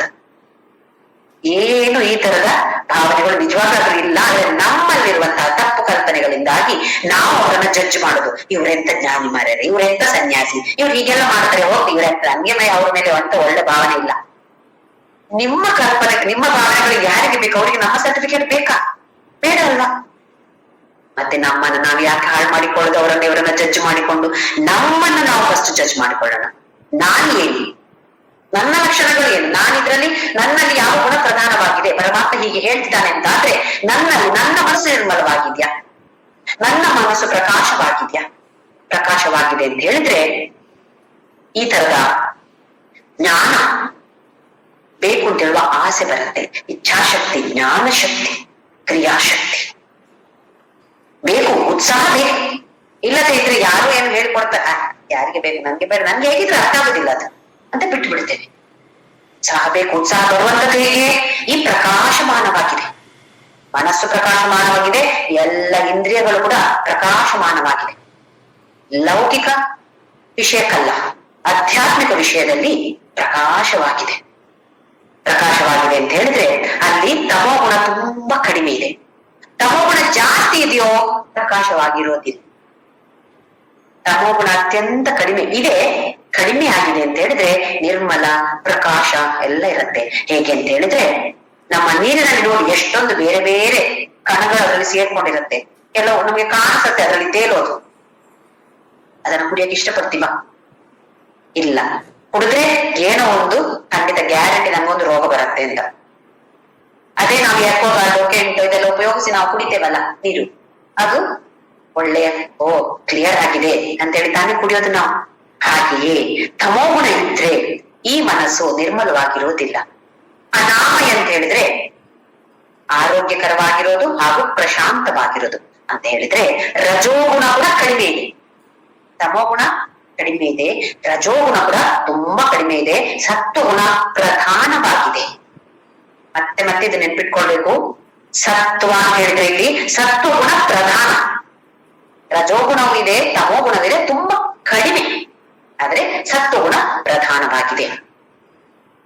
ಪ್ರಶಾಂತವಾಗಿರ್ತಾನೆ, ನಿರ್ಮಲವಾಗಿರ್ತಾನೆ ಹಾಗೂ ಪ್ರಕಾಶಮಾನವಾಗಿರ್ತಾನೆ ಅಂತಹ ಸತ್ವ ಪ್ರಧಾನವಾಗಿರುವಂತಹ ವ್ಯಕ್ತಿ. ಇಂತಹ ವ್ಯಕ್ತಿಗೆ ಕ್ರಿಯಾಶಕ್ತಿ ಮೇಲೆ ಹೆಚ್ಚೊಂದು ಉತ್ಸಾಹ ಇರೋದಿಲ್ಲ. ಅವನಿಗೆ ಜ್ಞಾನ ಇನ್ನು ಬೇಕು, ಇನ್ನು ತಿಳಿದುಕೊಳ್ಬೇಕು, ನಾನು ಹೇಗೆ ಇನ್ನು ಇಂಪ್ರೂವ್ ಆಗ್ಬೇಕು ಅಂತ ಹೇಳುವ ಆಸೆ ಇರುತ್ತೆ. ಅಧ್ಯಾತ್ಮದಲ್ಲಿ ಕೋರಿಕೆಗಳಿರುತ್ತೆ, ಆಸೆ ಇರೋದಿಲ್ಲ ಅಂತಲ್ಲ, ಲೌಕಿಕದಲ್ಲಿ ಕೋರಿಕೆಗಳು ಕಡಿಮೆ ಆಗ್ತಾ ಆಗ್ತಾ ಆಗ್ತಾ ಅಧ್ಯಾತ್ಮದಲ್ಲಿ ಕೋರಿಕೆಗಳು ಜಾಸ್ತಿ. ನನ್ಗೆ ಇನ್ನು ಭಗವದ್ಗೀತೆ ಇನ್ನೂ ಆಳವಾಗಿ ನನಗೆ ತಿಳ್ಕೊಳ್ಬೇಕು, ಈ ಉಪನಿಷತ್ ಅಂದ್ರೆ ಏನು, ಆ ಉಪನಿಷತ್ ಅಂದ್ರೆ ಏನ್ ಹೇಳಿದಾನೆ ಭಗವಂತ, ಇದನ್ನೆಲ್ಲ ತಿಳಿದುಕೊಳ್ಳುವಂತಹ ಉತ್ಸಾಹ ಹುಟ್ಟಿಕೊಳ್ಳುತ್ತೆ ಯಾವಾಗ ಸತ್ವಗುಣ ಪ್ರಧಾನವಾದಾಗ. ಹಾಗೆಯೇ ಕೆಲಸ ಮಾಡಿದ್ರು ಮಾಡ್ಬೋದು ಅಥವಾ ಕಡಿಮೆ ಕೆಲಸ ಮಾಡಬಹುದು. ಅದಕ್ಕೆ ಇದನ್ನ ಹೇಳೋದು ನಿವೃತ್ತಿ ಪ್ರಧಾನವಾದ ಗುಣ. ಇದು ನಿವೃತ್ತಿ ಅಂತ ಹೇಳಿದ್ರೆ ಏನು? ರಿಟೈರ್ಮೆಂಟ್. ಅಂದ್ರೆ ರಿಟೈರ್ಮೆಂಟ್ ಆದ ಮತ್ತೆ ಈ ಗುಣ ಬರುವಂತದ್ದ ಅಲ್ಲ. ಈ ಗುಣ ಯಾರಿಗೂ ಹುಟ್ಟಿನಿಂದಲೂ ಇರ್ಬೋದು, ಆಮೇಲೆಯೂ ನಾವು ಅದನ್ನ ಬೆಳೆಸಿಕೊಳ್ಳೋದು ಅಂತ ಹೇಳಿದ್ರೆ ಅತ್ಯಂತ ಕೆಲವರು ತುಂಬಾ ಕೆಲಸ ಮಾಡ್ತಾ ಇರ್ತಾರೆ. ಈ ವ್ಯಕ್ತಿಗೆ ಹಾಗಿಲ್ಲ. ಏನ್ ಬೇಕು, ಅವನಿಗೇನ್ ಇಷ್ಟ ಅದನ್ನ ಭಗವಂತ ಹೇಳ್ತಾನೆ. ಸುಖ ಸಂಗೇನ ಬದ್ನಾತಿ ಜ್ಞಾನ ಸಂಗೇನ ಚಾಲಕ. ಸುಖ ಸಂಗೇನ, ಸುಖ ಬೇಕು. ಯಾವ ತರದ ಸುಖ?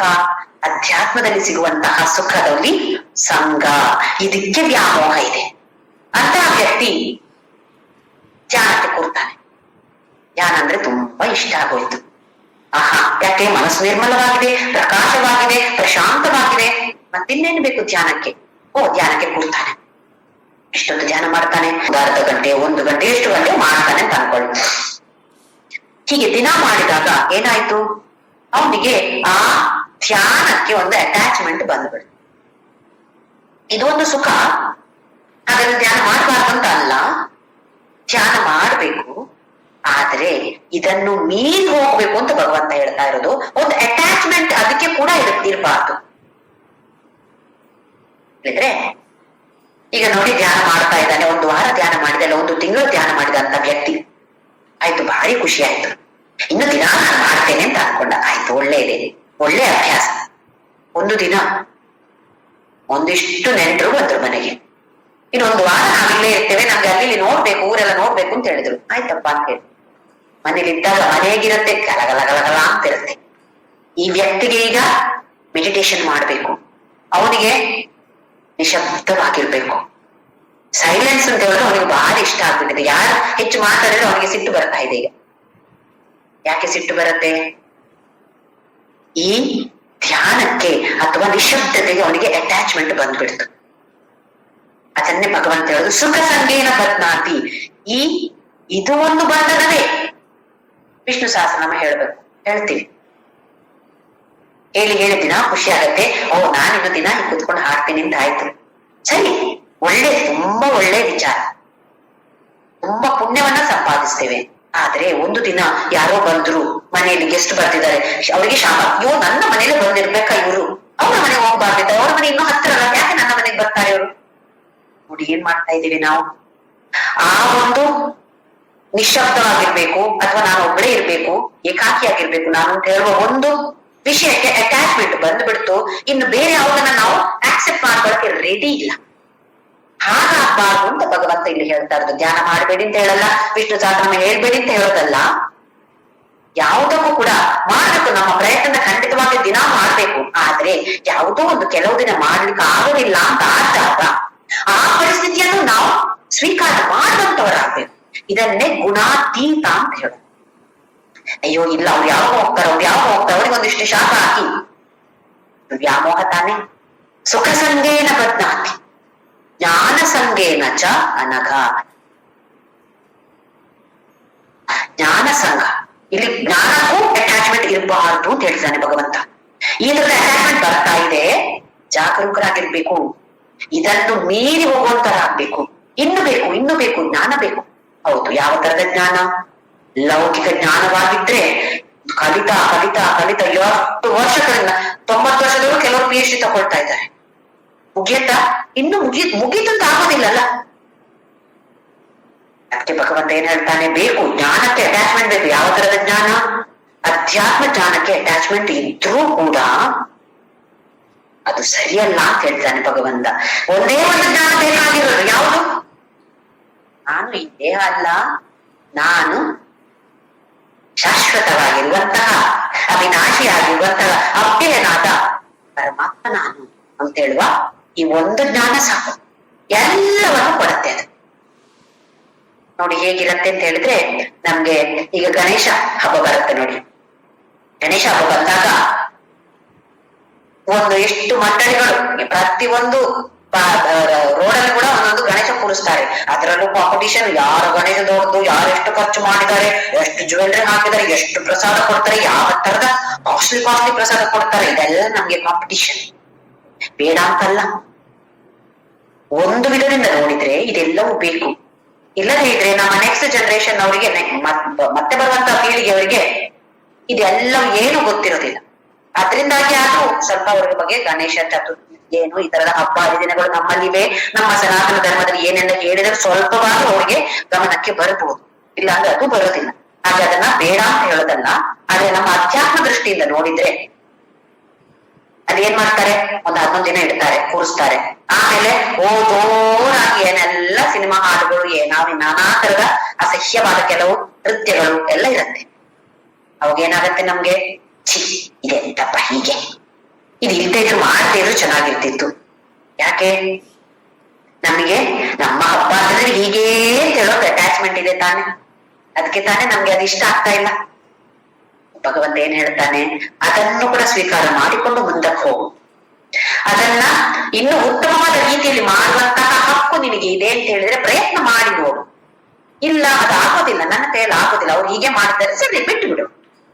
ಅದನ್ನು ಕೂಡ ಸ್ವೀಕಾರ ಮಾಡಬೇಕು. ಸುಖ ಸಂಘೇನ ಬದ್ನಾತಿ ಜ್ಞಾನ ಸಂಘೇನ ಚ ಅನಘ. ನಿನಗೆ ಒಂದು ಸಂಘ ಇರೋದು ಯಾವುದಕ್ಕೆ? ಒಂದು ಸುಖಕ್ಕೆ, ಹಾಗೂ ಜ್ಞಾನ ಇನ್ನು ಬೇಕು, ಇನ್ನು ಬೇಕು, ಇನ್ನು ಬೇಕು. ಯಾವುದು? ಜ್ಞಾನವೇ ಒಳ್ಳೆಯದೇ. ಆದ್ರೆ ಅದು ಕೂಡ ಒಂದು ಅಟ್ಯಾಚ್ಮೆಂಟ್. ಚಿನ್ನದ ಸರಪಳಿಯಲ್ಲಿ ನಮ್ಮನ್ನು ನಾವು ಕಟ್ಟಿಕೊಳ್ತೇವೆ.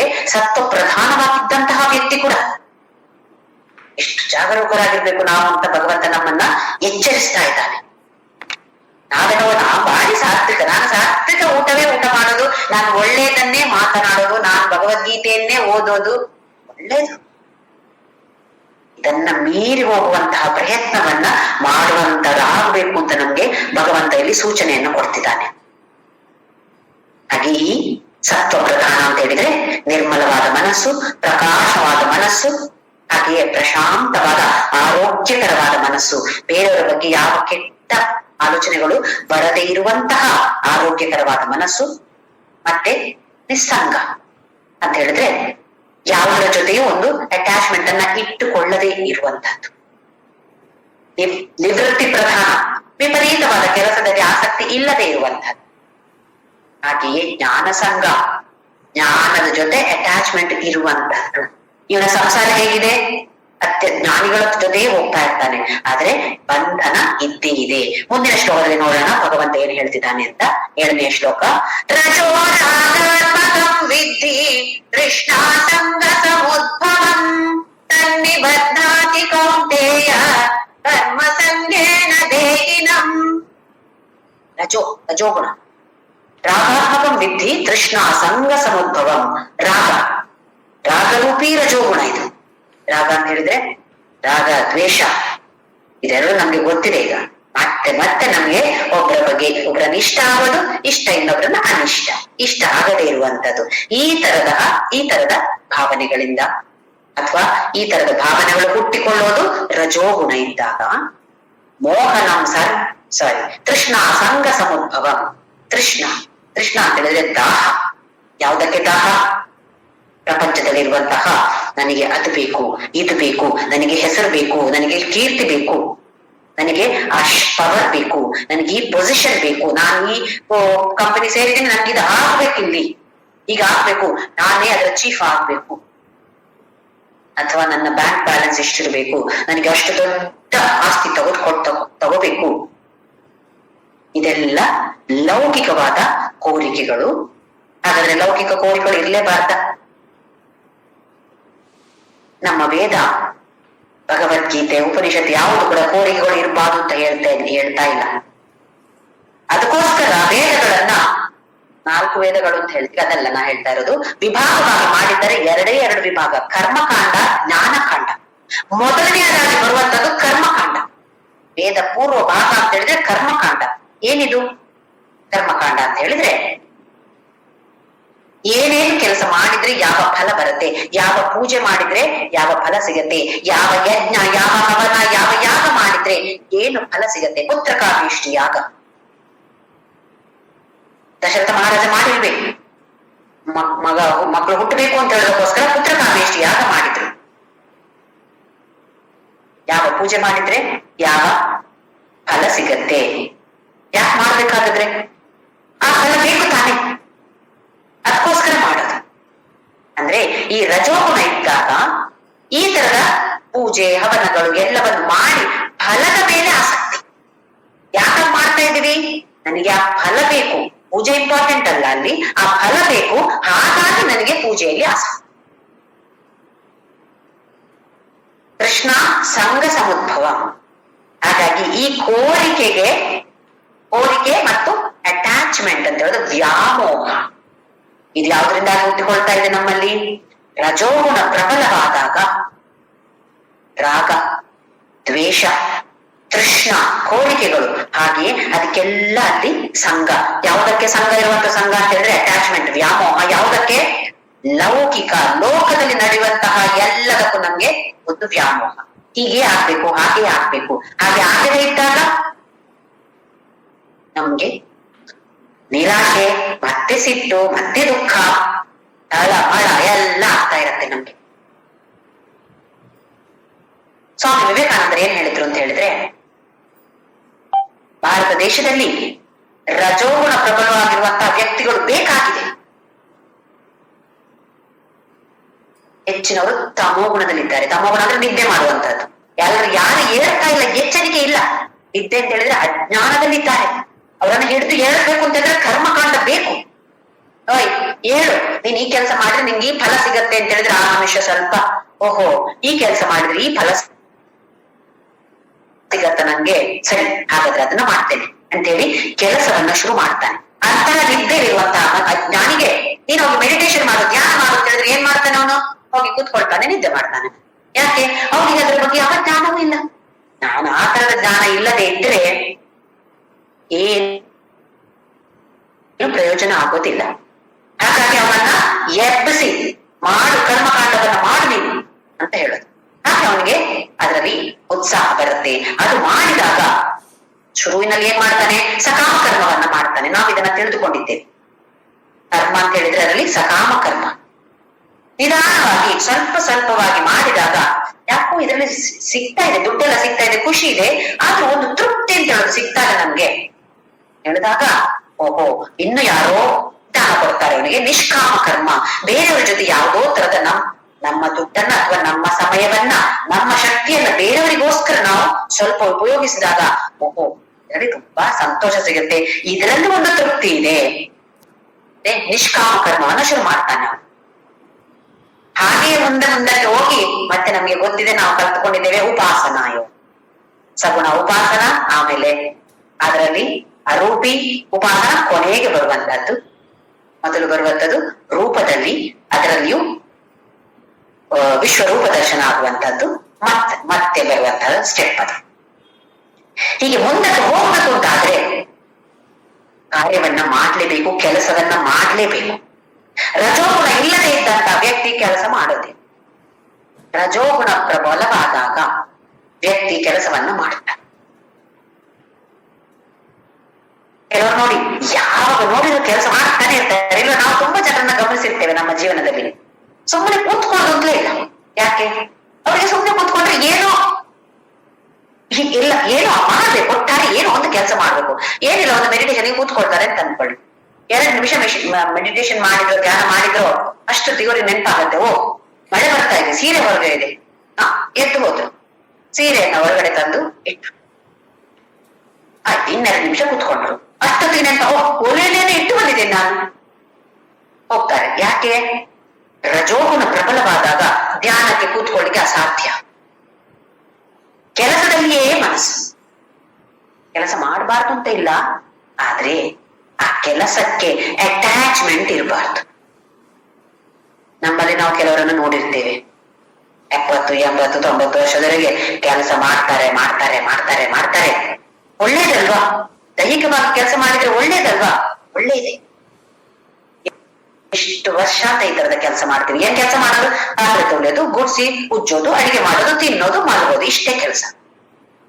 ಈ ತರದಲ್ಲಿ ನಾವು ಜೀವನವನ್ನ ನಡೆಸಿದ್ರೆ ಮತ್ತೆ ಪುನರಪಿ ಜನನಂ ಪುನರಪಿ ಮರಣ ಇದ್ರಲ್ಲೇ ತಿರುಗ್ತಾ ಇರ್ತೀವಿ, ಅಥವಾ ಇನ್ನು ನೀಚವಾದ ಜನ್ಮಕ್ಕೆ ಹೋಗುವಂತದ್ದನ್ನು ನಾವೇ ಮಾಡಿಕೊಳ್ತೇವೆ. ಇನ್ನು ಉತ್ತಮವಾದ ಜನ್ಮವನ್ನು ನಾವು ಪಡಿಬೇಕು ಅಂತ ಇದ್ರೆ ಸ್ವಲ್ಪವಾದರೂ ನಮ್ಮ ಸಮಯವನ್ನ ಈ ಅಧ್ಯಾತ್ಮಕ್ಕೋಸ್ಕರ ನಾವು ಮೀಸಲಾಗಿಡ್ಲೇಬೇಕು. ಸ್ವಲ್ಪ ಭಗವದ್ಗೀತೆಯನ್ನ ಓದೋದು, ಅದರ ಅರ್ಥ ಅರಿತುಕೊಂಡು ನಮ್ಮ ಜೀವನದಲ್ಲಿ ನಾನು ಹೇಗೆ ಇದನ್ನ ಅಳವಡಿಸಿಕೊಳ್ಬೇಕು ಅಂತ ಅದನ್ನ ನಿರ್ಧಾರವನ್ನು ಮಾಡಿಕೊಳ್ಳುವಂಥದ್ದು. ಇದು ಈ ಸಮಯದಲ್ಲಿ ವಯಸ್ಸಾದ ಮೇಲೂ ಮಾಡದೇ ಇದ್ರೆ ಇನ್ಯಾವಾಗ ಮಾಡೋದು? ಅದಕ್ಕೆ ತಾನೇ ನಮ್ಗೆ ನಿವೃತ್ತಿ ಅಂತ ಹೇಳೋದು. ಒಂದು 60 ವರ್ಷವೋ 58 ವರ್ಷಕ್ಕೋ ನಿವೃತ್ತಿ ಅಂತ ಹೇಳ್ತಾರೆ. ಯಾಕೆ ಹೇಳ್ತಾರೆ? ವಾನಪ್ರಸ್ಥಾಶ್ರಮ. ನನ್ಗೊಬ್ರು ಸ್ವಾಮೀಜಿ ಹೇಳಿದ್ರು, ಜ್ಯೋತಿ, ನಿನಗೆ ಫಸ್ಟ್ ಮೊಮ್ಮಗು ಹುಟ್ಟಿದ ದಿನದಿಂದ ನಿನ್ನ ವಾನಪ್ರಸ್ಥಾಶ್ರಮ ಶುರುವಾಗ್ಲೇಬೇಕು. ಇಲ್ವೋ ಮತ್ತೆ ಅಟ್ಯಾಚ್ಮೆಂಟ್. ಹಾಗೆಂತ ಹೇಳಿದ್ರೆ ನಾವು ಕೆಲಸ ಮಾಡಬಾರ್ದ? ಕೆಲಸ ಮಾಡಬಾರ್ದು ಅಂತಲ್ಲ. ಅದಕ್ಕೆ ಒಂದು ವ್ಯಾಮೋಹನ ಇಟ್ಟುಕೊಂಡು 24 ಗಂಟೆ ನನ್ನ ದೇಹದಲ್ಲಿ ಶಕ್ತಿ ಇದೆ, ನಾನು ಒಳ್ಳೆ ಎನರ್ಜಿ ಇದೆ ನನ್ನಲ್ಲಿ, ಚೆನ್ನಾಗಿ ತಿಂತೇನೆ, ಚೆನ್ನಾಗಿ ದುಡಿತೇನೆ, ಒಳ್ಳೇದೇ. ಜ್ಞಾನಕ್ಕೋಸ್ಕರ ಸಮಯವನ್ನ ಸ್ವಲ್ಪವಾದ್ರೂ ಮೀಸಲಾಗಿಡ್ತೀವ ನಾವು. ಇದನ್ನ ಭಗವಂತ ಹೇಳ್ತಾ ಇರೋದು. ಕೆಲಸ ಮಾಡಬೇಡಿ ಅಂತ ಹೇಳ್ತಾ ಇಲ್ಲ. ನಿವೃತ್ತಿ ಅಂತ ಇರೋದು ಇದಕ್ಕೋಸ್ಕರ. ವಾನಪ್ರಸ್ಥಾಶ್ರಮ ಅಂತ ಇಟ್ಟಿರೋದು ಇದಕ್ಕೋಸ್ಕರ. ಮಕ್ಕಳು ದೊಡ್ಡವರ ಹತ್ರ ಕೊಡಿ, ಮಕ್ಕಳಿಗೆ ಕೊಡಿ ಎಲ್ಲ ಶಕ್ತಿ, ಅವರನ್ನ ಕೊಡಿ, ಮಕ್ಕಳು ಮ್ಯಾನೇಜ್ ಮಾಡ್ಲಿ ಮನೆಯನ್ನ. ಸ್ವಲ್ಪ ಸ್ವಲ್ಪವಾದ್ರೂ ಬಿಟ್ಟುಕೊಂಡು ಬನ್ನಿ. ನಾವು ಹೇಗಿದ್ದೇವೆ? ಈ ಒಂದು ಸೀರೆ ಇದು ಹರಿದೋಗಿದೆ ಈಗ, ಆದ್ರೂ ಇದು ಮದುವೆಯಲ್ಲಿ ನನ್ನ ಅಮ್ಮ ನನಗೆ ಕೊಟ್ಟದ್ದು, ಗಿಫ್ಟ್ ಆಗಿ ಕೊಟ್ಟದ್ದು. ಇದಕ್ಕೆ ನನಗೆ ತುಂಬಾ ಒಂದು ಅಟ್ಯಾಚ್ಮೆಂಟ್ ಇದೆ. ಇದನ್ನು ಯಾರಿಗೂ ನಾನು ಕೊಡೋದಿಲ್ಲ, ಬಿಸಾಕೋದು ಇಲ್ಲ, ಹಾಗೆ ಇರುತ್ತೆ. ನಾನು ಸಾಯತ್ತಂತೆ ಇದು ಹೀಗೆ ಇರ್ಬೇಕು, ಒಂದು ಅಟ್ಯಾಚ್ಮೆಂಟ್. ಇನ್ನು ಕೆಲವರಿಗೆ ನಾನು ಸತ್ತೋದ್ರೆ ನನ್ನ ಮನೆಯಲ್ಲಿ ನಾನು ಸಾಯ್ಬೇಕು. ಎಲ್ಲಿ ಸತ್ರೆ ಹೋಗೋದು ಎಲ್ಲಿಗೆ? ನಮ್ಮ ಗುಣದ ಪ್ರಕಾರ ನಾವು ಎಲ್ಲಿಗೆ ಹೋಗೋದು? ಎಲ್ಲಿ ಸತ್ರೆ ನಮ್ಗೇನಿದೆ? ಆಸ್ಪತ್ರೆಯಲ್ಲಿ ಸಾಯ್ತೀವೋ, ರೋಡಲ್ಲಿ ಬಿದ್ದು ಸಾಯ್ತೀವೋ, ಮನೆಯಲ್ಲಿ ಸಾಯ್ತೀವೋ, ಇದೇ ಮನೆಯಲ್ಲಿ ನನ್ನ ಸ್ವಂತ ಮನೆ ಇದು, ನಾನು ಇಲ್ಲಿಯೇ ಸಾಯ್ಬೇಕು ಅಂತ ಎಷ್ಟೊಂದು ಜನ ಹೇಳ್ತಾರೆ. ಏನಿದ್ರ ಅರ್ಥ? ಅಜ್ಞಾನ ತಾನೆ. ನಾನು ಸಾಯುವಾಗ ನನ್ನ ಮನಸ್ಸು ಹೇಗಿರ್ಬೇಕು, ನನ್ನ ಗುಣ ಯಾವ ಗುಣ ನನ್ನಲ್ಲಿ ಪ್ರಧಾನವಾಗಿರ್ಬೇಕು, ಇದರ ಬಗ್ಗೆ ನಾವು ವಿಶ್ಲೇಷಣೆ ಮಾಡ್ಬೇಕಷ್ಟೇ ಹೊರತು ನಾನು ಇಲ್ಲೇ ಸಾಯ್ಬೇಕು, ನಾನು ಆಸ್ಪತ್ರೆಗೆ ಹೋಗೋದಿಲ್ಲ, ನಾನು ಅಲ್ಲಿ ಸಾಯೋದಿಲ್ಲ, ಎಲ್ಲ ಅಜ್ಞಾನದಿಂದಾಗಿ ಬರುವಂತಹದ್ದು. ಇಲ್ಲೀಗ ಭಗವಂತ ಏನ್ ಹೇಳ್ತಾನೆ? ಧರ್ಮವನ್ನ ಮಾಡಬೇಡಿ ಅಂತ ಹೇಳ್ತಾ ಇಲ್ಲ. ಅದಕ್ಕೆ ಅಟ್ಯಾಚ್ಮೆಂಟ್ ಅನ್ನು ಇಟ್ಟುಕೊಳ್ಬೇಡಿ. ಈ ಕೆಲಸ ನಾನೇ ಮಾಡೋದು, ಇವತ್ತು ನಾನು ಮಾಡದಿದ್ರೆ ನನಗೆ ನಿದ್ದೆ ಬರೋದಿಲ್ಲ. ಮಾಡಿದ್ರೂ ಸಂತೋಷವಾಗಿರ್ಬೇಕು, ಮಾಡದೆ ಇದ್ರೂ ಸಂತೋಷವಾಗಿರ್ಬೇಕು. ಇವತ್ತು ಮಾಡ್ತೀರಾ, ನಾಳೆ ನಿಮ್ಮ ಸೊಸೆಯೋ ಮಗನೋ ಅದೇನೋ ಮಾಡಕ್ಕೆ ಬಿಡೋದಿಲ್ಲ ನಿಮ್ಮನ್ನು. ಏನ್ ಮಾಡ್ತಾವ? ನಿಮ್ಗೆ ವಯಸ್ಸಾಗಿದೆ, ನೀವು ಸುಮ್ಮನೆ ಕೂತ್ಕೊಳ್ಳಿ ಅಂತ ಹೇಳ್ತಾರೆ. ಏನ್ ಮಾಡ್ತೀರ ಅವಾಗ? ನಾವು ಏನ್ ಮಾಡೋದು? ಅದೇ ಸಂತೋಷ ಇರ್ಬೇಕು. ಮಾಡಿದಾಗ ಅದೇ ಕೆಲಸವನ್ನ ನಾವು ನಮ್ಮಷ್ಟಕ್ಕೆ ಮಾಡಿದಾಗ ಯಾವ ಸಂತೋಷ ನಮ್ಮಲ್ಲಿ ಇತ್ತೋ ಅದೇ ಸಂತೋಷ ಮಾಡದೇ ಇದ್ದಾಗಲೂ ಕೂಡ ನಮ್ಮಲ್ಲಿ ಇರ್ಬೇಕು. ಇದು ಇದೆಯಾ ನಮ್ಮಲ್ಲಿ ಇಲ್ವಾ ಅಂತ ನಾವು ಗಮನಿಸ್ಬೇಕು. ಇದು ನಮ್ಮನ್ನು ನಾವು ವಿಶ್ಲೇಷಣೆ ಮಾಡಿಕೊಳ್ಳುವಂಥದ್ದು. ತನ್ನಿಬದ್ಧಾತಿ ಕೌಂತೆಯ ಕರ್ಮ ಸಂಗೇನ ದೇಹಿನಂ. ಪ್ರತಿಯೊಬ್ಬ ಜೀವಾತ್ಮನನ್ನು, ರಜೋಗುಣ ಪ್ರಧಾನವಾಗಿರುವಂತಹ ಪ್ರತಿಯೊಬ್ಬ ವ್ಯಕ್ತಿಯನ್ನು ಯಾವ ಸರಪಳಿ? ಕೆಲಸ ಮಾಡುವಂತಹ ಸರಪಳಿ. ಒಳ್ಳೆ ಕೆಲಸ ಮಾಡ್ತಾ ಇರ್ಬೋದು, ನಾನು ದೊಡ್ಡ ದೇವಸ್ಥಾನವನ್ನು ಕಟ್ಟಿಸ್ತಾ ಇದ್ದೀನಿ, ನಾನು ಅಲ್ಲಿ ಹೋಗಿ ದಿನಾ ಭಜನೆ ಮಾಡ್ತೀನಿ, ಅಲ್ಲಿ ಗುಡಿಸ್ತೇನೆ, ಎಲ್ಲ ಕೆಲಸ ಮಾಡ್ತೀನಿ. ಒಳ್ಳೆ ವಿಚಾರ. ಅದಕ್ಕೆ ಮತ್ತೆ ಅಟ್ಯಾಚ್ಮೆಂಟ್ ಇದೆಯೋ? 0 ಆಯ್ತಲ್ಲಿ. ಅಟ್ಯಾಚ್ಮೆಂಟ್ ಇಲ್ಲದೆ ಮಾಡಿದ್ರು ಎಲ್ಲ ಒಳ್ಳೇದೇ ಆಯ್ತು. ಆ ಫಲ ಅಲ್ಲಿ 0 ಆಗ್ಬಿಡು. ಫಲ ಅಂತ ಹೇಳಿದ್ರೆ ನಾವು ಇಲ್ಲಿ ಸ್ಟೋರ್ ಆಗೋದು, ನಮ್ಗೆ ಸ್ಟೋರ್ ಆಗ್ಬಾರ್ದಲ್ಲ, ಫಲ ಸ್ಟೋರ್ ಆಗ್ಬಾರ್ದು. ಪುಣ್ಯವೋ ಪಾಪೋ ಯಾವ್ದು ಸ್ಟೋರೇಜ್ ಬೇಡ ನಮ್ಗೆ. ನಾವು ಮುಮುಕ್ಷುಗಳು. ಇದನ್ನ ಭಗವಂತ ಇಲ್ಲಿ ನಮ್ಗೆ ಅತ್ಯಂತ ಸುಂದರವಾಗಿ ಹೇಳ್ಕೊಡ್ತಾ ಇದ್ದಾನೆ. ಯಾವ ತರದ ಸಂಸಾರ ಈ ಮನುಷ್ಯಂದು? ರಜೋಗುಣ ಪ್ರಧಾನವಾದ ವ್ಯಕ್ತಿಯ ಸಂಸಾರ ಕರ್ಮದ ಸಂಸಾರ, ಕೆಲಸ ಮಾಡಿಕೊಂಡೇ ಇರುವಂತಹದ್ದು. ನಮ್ಮಲ್ಲಿ ಕೆಲವರು ಕೊನೆವರೆಗೂ ಅಯ್ಯೋ ನಾನೇ ಈ ಕೆಲಸ ಮಾಡೋದಪ್ಪ, ಮಗ ಇರ್ಲಿ, ಸೊಸೆ ಇರ್ಲಿ, ಮೊಮ್ಮಕ್ಕಳು ಇರ್ಲಿ, ನಾನೇ ಈ ಕೆಲಸ ಮಾಡುವಂತಹದ್ದು ಮಾಡಿ. ಆದ್ರೆ ಮನಸ್ಸು ತಳಮಳಗೊಳ್ತಾ ಇರತ್ತೆ. ಹೇಗೆ? ನಾನು ಸತ್ತ ಮೇಲೆ ಇವ್ರು ಹೇಗೆ ಮ್ಯಾನೇಜ್ ಮಾಡಿಕೊಳ್ತಾರಪ್ಪ, ನಾನಿದ್ದಾಗಲೇ ನನಗೆ ಸ್ವಲ್ಪ ಕಷ್ಟ ಅಂತ ಅನಿಸ್ತಾ ಇದೆ, ನಾನಾದ್ರೂ ನಾನೆಲ್ಲ ಮಾಡಿಕೊಡ್ತೇನೆ, ಆಮೇಲೆ ನಾನ್ ಸತ್ತೋದ್ಮೇಲೆ ಅಯ್ಯಯ್ಯೋ, ನಮ್ಮ ಅವಸ್ಥೆಯೇ ದುರಾವಸ್ಥೆ ನಮ್ಮದು. ನಾನಿದ್ದಾಗ ನಾನ್ ಹೇಗಿರ್ಬೇಕು, ನಾನಿನ್ನು ಹೇಗೆ ಒಳ್ಳೆಯವಳ ಆಗ್ಬೇಕು ಅಂತ ಆಲೋಚನೆ ಮಾಡೋದು ಬಿಟ್ಟು, ನಾನು ಸತ್ತ ಮೇಲೆ ಇವ್ರು ಹೇಗೆ ಬದುಕ್ತಾರೆ, ಇನ್ನೂ ಚೆನ್ನಾಗಿ ಬದುಕುತ್ತಾರೆ. ನಾವು ಸತ್ತರೆ ಇವ್ರು ಖಂಡಿತವಾಗಿ ಇನ್ನೂ ಚೆನ್ನಾಗಿ ಬದುಕುತ್ತಾರೆ. ನಾವು ಇದ್ದಾಗ ಯಾವ ತರದಲ್ಲಿ ಬದುಕುತ್ತಿದ್ದಾರೋ ಅದ್ ಚೆನ್ನಾಗಿ ಅವ್ರು ಬದುಕುತ್ತಾರೆ. ಇದು ನಮ್ಗೆ ಗೊತ್ತಿಲ್ಲ. ನಮ್ಗೆ ಕರ್ಮದ ಜೊತೆ ಸಂಘ. ಹಾಗೆಯೇ ಜನ ಇರ್ಬೇಕು, ಕೆಲಸ ಮಾಡ್ಬೇಕು, ಜನ ಇರ್ಬೇಕು ಮನೆಯಲ್ಲಿ. ನಿಶಬ್ದತೆ ಅಂತ ಹೇಳೋದನ್ನ ಈ ರಜೋಗುಣ ಪ್ರಧಾನವಾದಂತ ವ್ಯಕ್ತಿ ಇಷ್ಟಪಡೋದಿಲ್ಲ. ಹಾಗಾಗಿ ತಾನೇ ಧ್ಯಾನ ಮಾಡೋಕ್ಕಾಗೋದಿಲ್ಲ. ನಿಶಬ್ದತೆ ಅಂತ ಹೇಳಿದ್ರೆ ಅಯ್ಯೋ ಭಾರಿ ಕಷ್ಟ ಅಪ್ಪ, ಮನೇಲಿ ಯಾರು ಇಲ್ಲ, ಅದಕ್ಕೇನ್ ಮಾಡೋದು? ಟಿವಿ ಹಾಕೊಂಡಿರೋದು. ಕೇಳ್ತೀರ? ಇಲ್ಲ, ಕೇಳೋದಿಲ್ಲ. ಏನೋ ಶಬ್ದ ಬರ್ತಾ ಇರ್ತದಲ್ಲ. ರಾತ್ರಿ ಕೂಡ ಕೆಲವರು ನೋಡಿ ನಿದ್ದೆ ಬರೋದಿಲ್ಲ ಅವ್ರಿಗೆ, ಒಬ್ಬರೇ ಇದ್ರೆ ಟಿವಿ ಹಾಕಿ ಬಿಡ್ತಾರೆ, ಮತ್ತೆ ಮಲಗ್ತಾರೆ, ಮತ್ತೆ ನಿದ್ದೆ ಬರುತ್ತೆ ಅವರಿಗೆ. ಶಬ್ದ ಯಾವುದೋ ಒಂದು ಬೇಕು, ಯಾರೋ ಇದ್ದಂತ ಒಂದು ಮನಸ್ಸಿಗೆ ಒಂದು ಸಮಾಧಾನ. ಇದೆಲ್ಲ ರಜೋಗುಣ ಪ್ರಧಾನವಾಗಿರುವಂತಹ ವ್ಯಕ್ತಿ ಪ್ರವೃತ್ತಿ ಪ್ರಧಾನ, ಕೆಲಸ ಮಾಡ್ತಾ ಇರ್ಬೇಕು. ಹಾಗೆಯೇ ಆ ಕರ್ಮದ ಜೊತೆ ಅಟ್ಯಾಚ್ಮೆಂಟ್ ಇರೋದು. ಯಾವ ತರದ ಚೈನ್ ಇದು? ಕರ್ಮದ ಬಂಧನ. ಇನ್ನು 3ನೇದಾಗಿ 8ನೇ ಶ್ಲೋಕ. ತಮತ್ವಜ್ಞಾನಸಂವಿದ್ಧಿ ಮೋಹನಂ ಸರ್ವದೇಹಿನಂ ಪ್ರಮಾದಾನಸ್ಯ ನಿದ್ರಾಭಿಃ ತನ್ನಿಬಧ್ನಾತಿ ಭಾರತ. ಈ ತಮೋಗುಣ ಇದ್ದಂತಹ ಅಜ್ಞಾನ ಅಂತ ವ್ಯಕ್ತಿಗೆ ಅಜ್ಞಾನ, ಜ್ಞಾನ ಇಲ್ಲ, ಇಚ್ಛಾಶಕ್ತಿ ಇಲ್ಲ, ಉತ್ಸಾಹವೇ ಇಲ್ಲ, ಜ್ಞಾನಶಕ್ತಿ ಇಲ್ಲ, ಕ್ರಿಯಾಶಕ್ತಿಯೂ ಇಲ್ಲ, 3 ಶಕ್ತಿಯೂ ಇಲ್ಲ. ಮೋಹನ ಸರ್ವದೇಹಿನ, ಎಲ್ಲ ದೇಹದಲ್ಲಿ ಇರ್ತಾನೆ, ಇರತ್ತೆ ಈ ತಮೋಗುಣ. ಆದ್ರೆ ತಮೋಗುಣ ಪ್ರಧಾನವಾದಂತಹ ವ್ಯಕ್ತಿಗೆ ಮೋಹನ, ಮೋಹ, ವ್ಯಾಮೋಹ. ಪ್ರೇಮ ಮತ್ತೆ ಮೋಹಕ್ಕೆ ಏನು ವ್ಯತ್ಯಾಸ? ಪ್ರೀತಿ ಮತ್ತೆ ಮೋಹಕ್ಕೆ ಏನು ವ್ಯತ್ಯಾಸ ಅಂತ ಕೇಳಿದ್ರೆ, ಮೋಹ ಅಂತ ಹೇಳಿದ್ರೆ ಪ್ರೀತಿಯ ಒಂದು ಅತ್ಯಂತ ದುಃಖವಾದ ಒಂದು ರೂಪ. ಇವಾಗ ನಾವು ಪ್ರೀತಿಸ್ತೇವೆ, ಗಂಡನನ್ನ, ಹೆಂಡತಿಯನ್ನ, ಮಕ್ಕಳನ್ನ ಪ್ರೀತಿಸ್ತೇವೆ, ಅಥವಾ ಒಂದು ಸೀರಿಯಲ್ ಅನ್ನ ಪ್ರೀತಿಸ್ತೇವೆ, ಒಂದು ಸಿಹಿ ತಿಂಡಿಯನ್ನ ಪ್ರೀತಿಸ್ತೇವೆ, ಭಾರಿ ಇಷ್ಟ ಅದು. ಆ ಸಂಗತಿ ಬಿಡಿಗೆ ನಾವು ಮಕ್ಕಳ ಸಂಗತಿಗೆ ಬರೋಣ. ಅಥವಾ ನಮ್ಮ ಇಷ್ಟವಾದ ಸ್ನೇಹಿತರು ಯಾರದೋ ಬಗ್ಗೆ ತುಂಬಾ ಪ್ರೀತಿಸ್ತೇವೆ ಅಂತ ಹೇಳಿದ್ರೆ, ಅಲ್ಲಿ ಆ ವ್ಯಕ್ತಿಗೆ ಏನಾದ್ರೂ ಒಳ್ಳೆ ಖುಷಿ ಸಂತೋಷವಾದ ಸುದ್ದಿ ಬಂದಾಗ ಆ ವ್ಯಕ್ತಿಗೆ ಏನೋ ತುಂಬಾ ಒಳ್ಳೇದಾಗಿದೆ.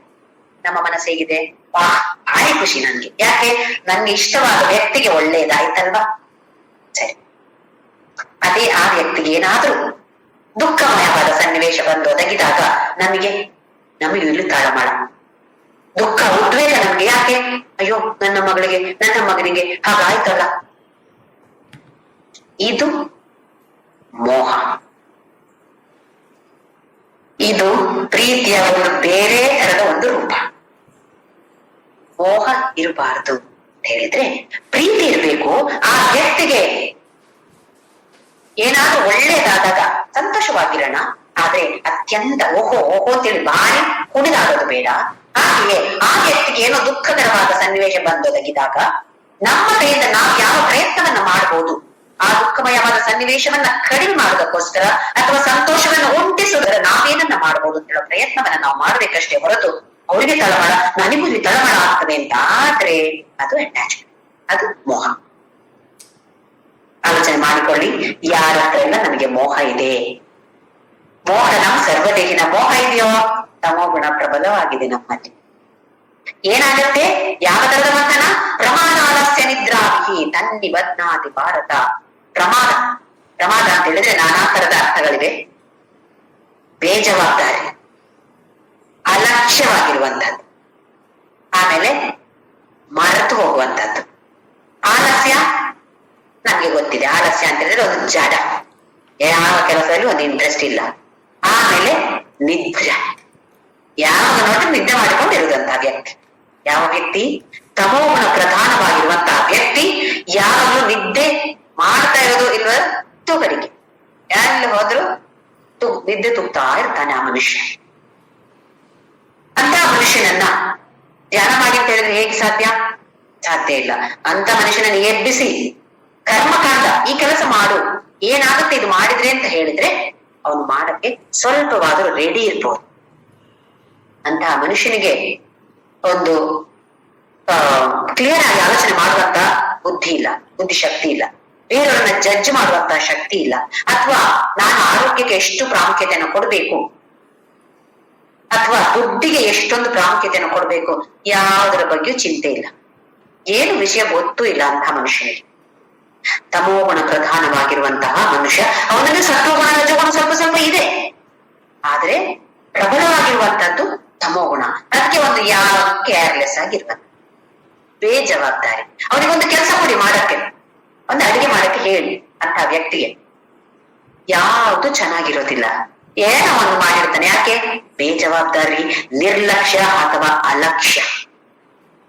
ಇಂತಹ ಮನುಷ್ಯನಿಗೆ ತಮೋಗುಣ ಪ್ರಧಾನವಾಗಿದೆ ಅಂತ ತಿಳಿದುಕೊಳ್ಬೇಕು. ನಮ್ಮಲ್ಲಿ ನಮ್ಮನ್ನು ನಾವು ಅರ್ಥ ಮಾಡಿಕೊಳ್ಳೋದಕ್ಕೆ ತುಂಬಾ ಅತ್ಯಂತ ಉತ್ತಮವಾದ 3 ಶ್ಲೋಕಗಳು. ಯಾವುದು ಪ್ರಧಾನವಾಗಿದೆ ನನ್ನಲ್ಲಿ? ನಿದ್ದೆ ಮಾಡಬಾರ್ದ? ನಿದ್ದೆ ಮಾಡ್ಬೇಕು. ನಿದ್ದೆ ಮಾಡದೇ ಇದ್ರೆ ಮನುಷ್ಯ ಬದುಕೋದಿಲ್ಲ. ಕೆಲವರು ಇರ್ಬೋದು, ಆದ್ರೆ ಎಷ್ಟು ಗಂಟೆ ನಿದ್ದೆ ಮಾಡ್ತೀವಿ, ಎಷ್ಟು ಮೋಹಪ್ಪ ನಂಗೆ ನಿದ್ದೆ ಮಾಡ್ಬೇಕಪ್ಪ, ನಾನ್ ನಿದ್ದೆ ಅಂದ್ರೆ ಭಾರಿ ಖುಷಿ ನನ್ಗೆ. ಮಧ್ಯಾಹ್ನ ನಿದ್ದೆ ಮಾಡ್ತೀವಿ, ರಾತ್ರಿ ನಿದ್ದೆ ಮಾಡ್ತೀವಿ, ಬೆಳಿಗ್ಗೆ ಎದ್ದು ಮತ್ತೆ ನಿದ್ದೆ ಇಡ್ಲಿ ತಿನ್ನಿ, 10 ಇಡ್ಲಿ ತಿನ್ನಿ, ಏನಾಗುತ್ತೆ? ಮತ್ತೆ ತೂಕಡಿಕೆ. ಅಲ್ಲಿ ವಿಷ್ಣು ಸಹಸ್ರನಾಮ ಹೇಳ್ತಾ ಇರ್ತೀವಿ, ಮಧ್ಯ ಮಧ್ಯದಲ್ಲಿ ಬಾಕಿ ಆಗಿರ್ತದೆ ವಿಷ್ಣು ಸಹಸ್ರನಾಮ. ಯಾಕೆ? ನಿದ್ದೆ ಬರ್ತಾ ಇರುತ್ತೆ. ಯಾವುದು ಪ್ರಧಾನವಾಗಿದೆ ಅಂತ ತಿಳಿದುಕೊಳ್ಳೋಕೋಸ್ಕರ ಭಗವಂತ ಈ ಶ್ಲೋಕಗಳನ್ನ ನಮ್ಗೆ ಹೇಳಿದ್ದಾನೆ. ಮುಂದಿನ ಶ್ಲೋಕ ಇದು. ಈ 3 ಶ್ಲೋಕಗಳನ್ನ ಒಟ್ಟು ಸೇರಿಸಿ ಹೇಳುವಂತ ಒಂದು ಶ್ಲೋಕ. ಸತ್ವಂ ಸುಖೇ ಸಂಜಯತಿ ರಜ ಕರ್ಮಣಿ ಭಾರತ ಜ್ಞಾನಮಾವೃತ್ಯತು ತಮಃ ಪ್ರಮಾದೇ ಸಂಜಯತ್ಯುತ. ಸತ್ವಂ ಸುಖೇ ಸಂಜಯತಿ. ಇಲ್ಲಿ ಸಂಜಯತಿ ಅಂತ ಹೇಳಿದ್ರೆ ಒಂದು ಬಂಧನಕ್ಕೆ ಒಳಗಾಗತ್ತೆ. ಸತ್ವಂ ಸುಖಿ, ಈಗ ನೋಡಿದಾಗೆ ಸತ್ವ ಪ್ರಧಾನವಾದದ್ದು ಅಂತ ಹೇಳಿದ್ರೆ ಸುಖ, ಸುಖದ ಜೊತೆ ಬಂಧನ. ರಜೋಗುಣ ಪ್ರಧಾನವಾಗಿದೆ ಅಂತ ಹೇಳಿದ್ರೆ ಕರ್ಮಣಿ, ಕರ್ಮದಲ್ಲಿ. ಹಾಗೆಯೇ ತಮ ಯಾವುದರಲ್ಲಿ? ಪ್ರಮಾದದಲ್ಲಿ. ಪ್ರಮಾದ ಅಂತ ಹೇಳಿದ್ರೆ ಬೇಜವಾಬ್ದಾರಿ, ಅಲಕ್ಷ್ಯ ಅಥವಾ ಜ್ಞಾಪಕ ಶಕ್ತಿ ಇಲ್ಲದೆ ಇರುವಂತದ್ದು. ಯಾಕೆ ಜ್ಞಾಪಕ ಶಕ್ತಿ ಇಲ್ಲ? ಅದಕ್ಕೆ ಮನಸ್ಸೇ ಕೊಡುವುದಿಲ್ಲ, ಹಾಗಾಗಿ ಜ್ಞಾಪಕ ಶಕ್ತಿಯು ಇಲ್ಲದೆ ಇರುವಂತಹದ್ದು. ಹೇಗೆ ಅದು? ಜ್ಞಾನ ಇದೆ ಪ್ರತಿಯೊಂದು ಮನುಷ್ಯನಲ್ಲಿಯೂ, ಆ ಪರಮಾತ್ಮ ಇದ್ದಾನೆ ಅಂತ ಹೇಳಿದ್ರೆ ಆ ಜ್ಞಾನ ಇದ್ದೇ ಇದೆ, ಆದ್ರೆ ಅದು ಜ್ಞಾನ ಆವೃತ್ಯ. ಹೇಗೆ ಸೂರ್ಯನನ್ನು ಮೋಡ ಆವರಿಸುತ್ತೋ ಹಾಗೆಯೇ ಈ ಪರಮಾತ್ಮ ಈ ಜ್ಞಾನವನ್ನು ಆವರಿಸಿಕೊಂಡಿದೆ. ಆವರಿಸಿಕೊಂಡು ಕವರ್ ಆಗಿರುವ ಕಾರಣ ಪ್ರಮಾದ, ಬೇಜವಾಬ್ದಾರಿ ಇದೆಲ್ಲವೂ ಜಾಸ್ತಿ ಆಗಿದೆ. ಯಾಕೆ? ತಮೋಗುಣ ಪ್ರಬಲವಾಗಿದೆ. ನೋಡಿ, ಸನಾತನ ಧರ್ಮ ಎಷ್ಟು ಅದ್ಭುತವಾದದ್ದು. ಈ ವೇದಗಳ ಮೂಲಕ, ಉಪನಿಷತ್ತಿನ ಮೂಲಕ, ಅಥವಾ ಭಗವದ್ಗೀತೆಯ ಮೂಲಕ, ಅಥವಾ ಬೇರೆ ಬೇರೆ ಪುರಾಣಗಳ ಮೂಲಕ ನಮಗೆ ಅತ್ಯಂತ ಸುಂದರವಾಗಿ ವಿಚಾರವನ್ನ ತಿಳಿಸಿಕೊಡ್ತಾ ಇದೆ ನಮ್ಮ ಸನಾತನ ಧರ್ಮ. ಎಷ್ಟೋ ದೊಡ್ಡ ಬೆಲೆಯನ್ನ ನಾವು ತೆತ್ತಿದ್ದೇವೆ ಈ ಮಾನವ ಜನ್ಮ ಪಡೆಯುವುದಕ್ಕೋಸ್ಕರ. ಅದು ಕೂಡ ಇಂತಹ ವೈದಿಕ ಧರ್ಮ, ಸನಾತನ ಧರ್ಮ ಇರುವಂತಹ ಭಾರತ ದೇಶದಲ್ಲಿ ನಾವು ಹುಟ್ಟಿದ್ದೇವೆ ಅಂತ ಹೇಳಿದ್ರೆ ಎಷ್ಟೊಂದು ನಮ್ಮ ಅದೃಷ್ಟ. ಇದನ್ನ ತಿಳಿದುಕೊಂಡು ನಾವು ಅದನ್ನು ಉಪಯೋಗಿಸಿಕೊಳ್ತಾ ಇದ್ದೀವ. ನಮ್ಗೆ ಯಾವ ಜ್ಞಾನವೂ ಇಲ್ಲ, ಸನಾತನ ಧರ್ಮದ ಬಗ್ಗೆ ಗೊತ್ತಿಲ್ಲ, ಭಗವದ್ಗೀತೆ ಗೊತ್ತಿಲ್ಲ, ವೇದದಲ್ಲಿ ಏನಿದೆ ಅಂತ ನಮ್ಗೆ ಗೊತ್ತಿಲ್ಲ, ಉಪನಿಷತ್ತು ಎಷ್ಟು ಉಪನಿಷತ್ತು ಇದೆ ಅಂತ ಗೊತ್ತಿಲ್ಲ, ಅದರಲ್ಲಿ ಯಾವ ಉಪನಿಷತ್ತು ಏನಿದೆ ಅಂತ ನಮ್ಗೆ ಅದರಲ್ಲಿ ಗೊತ್ತೇ ಇಲ್ಲ, ಜ್ಞಾನವೇ ಇಲ್ಲ ಅದರ ಬಗ್ಗೆ. ಹೇಗೆ ಜ್ಞಾನ ಇರುತ್ತೆ? ನಾವು ಬ್ಯುಸಿ ನಮ್ಮ ಪ್ರಪಂಚದಲ್ಲಿ, ಲೌಕಿಕ ಪ್ರಪಂಚದಲ್ಲಿ ಕೆಲಸಗಳನ್ನು ಮಾಡಿಕೊಂಡು ಅಥವಾ ಬೆಳಿಗ್ಗೆಯಿಂದ ರಾತ್ರಿವರೆಗೆ ಕೆಲಸವೇ ಕೆಲಸ. ಹೀಗಿದ್ದಾಗ ಸ್ವಲ್ಪವಾದ್ರೂ ಸಮಯವನ್ನ ಈ ಅಧ್ಯಾತ್ಮಕ್ಕೋಸ್ಕರ ಮೀಸಲಿಡೋಣವೇ? ಮೀಸಲಿಟ್ಟಿದ್ದೇವೆ, ಅದಕ್ಕೋಸ್ಕರ ನಾವು ಈ 1 ಗಂಟೆಯನ್ನ ಉಪಯೋಗಿಸ್ಕೊಳ್ತಾ ಇದ್ದೇವೆ. ಇದು ಶ್ರವಣಕ್ಕಾಗಿ. ಇದನ್ನ ಮನನ ಮಾಡಿ ನನ್ನ ಜೀವನದಲ್ಲಿ ನಾನು ಇದನ್ನ ಅಳವಡಿಸಿಕೊಳ್ತೇನೆ ಅಂತ ಹೇಳುವ ಒಂದು ನಿರ್ಧಾರವನ್ನ ನಾವೆಲ್ಲರೂ ಜೊತೆಯಾಗಿ ಮಾಡಿಕೊಂಡು ಈ ರಜೋಗುಣ ಅಂದ್ರೆ ಏನು, ತಮೋಗುಣ ಅಂದ್ರೆ ಏನು, ನನ್ನಲ್ಲಿ ಯಾವ ಗುಣ ಪ್ರಬಲವಾಗಿದೆ, ಒಂದೊಂದು ಸಮಯದಲ್ಲಿ ಒಂದೊಂದು ಗುಣ ಪ್ರಬಲವಾಗಿರುತ್ತೆ. ತಮೋಗುಣ ಪ್ರಬಲವಾಗಿದೆ ಅಂತೇಳಿ ನಾನು ಏನ್ ಮಾಡ್ಬೇಕು, ಸತ್ವಗುಣ ಪ್ರಧಾನವಾಗಿದೆ ಅಂತೇಳಿ ನಾನು ಇನ್ನು ಮೇಲಕ್ಕೆ ಹೋಗ್ಬೇಕು, ನಾನು ಏನ್ ಮಾಡ್ಬೇಕು ಹೇಳುದನ್ನ ಭಗವಂತ ಮುಂದಿನ ಶ್ಲೋಕಗಳಲ್ಲಿ ಅದ್ಭುತವಾಗಿ ವರ್ಣನೆಯನ್ನ ಮಾಡ್ತಾನೆ. ಇದನ್ನ ಆದಷ್ಟು ಪ್ರಯತ್ನ ಮಾಡಿ ಅರ್ಥ ಮಾಡಿಕೊಂಡು ಮತ್ತೆ ಪ್ರಯತ್ನ ಮಾಡಿ ಮನನ ಮಾಡಿಕೊಂಡು ಮತ್ತೆ ಪ್ರಯತ್ನ ಮಾಡಿ ನಮ್ಮ ಜೀವನದಲ್ಲಿ ಅಳವಡಿಸಿಕೊಳ್ಳುವಂತಹ ನಿರ್ಧಾರವನ್ನ ನಾವೆಲ್ಲರೂ ತೆಗೆದುಕೊಂಡು, ಇದಕ್ಕೆಲ್ಲ ಬೇಕಾಗಿರುವಂತದ್ದು ನಾಮಸ್ಮರಣೆ. ಜೊತೆಯಾಗಿ ಜ್ಞಾನದ ಜೊತೆ ಈ ನಾಮಸ್ಮರಣೆಯನ್ನ ಮಾಡ್ತಾ ಮಾಡ್ತಾ ಮಾಡ್ತಾ ಅಧ್ಯಾತ್ಮ ಪದದಲ್ಲಿ ಎಲ್ಲರ ಮುಂದಕ್ಕೆ ಸಾಗೋಣ. ಓಂ ಶ್ರೀರಾಮ್ ಜಯ ರಾಮ್.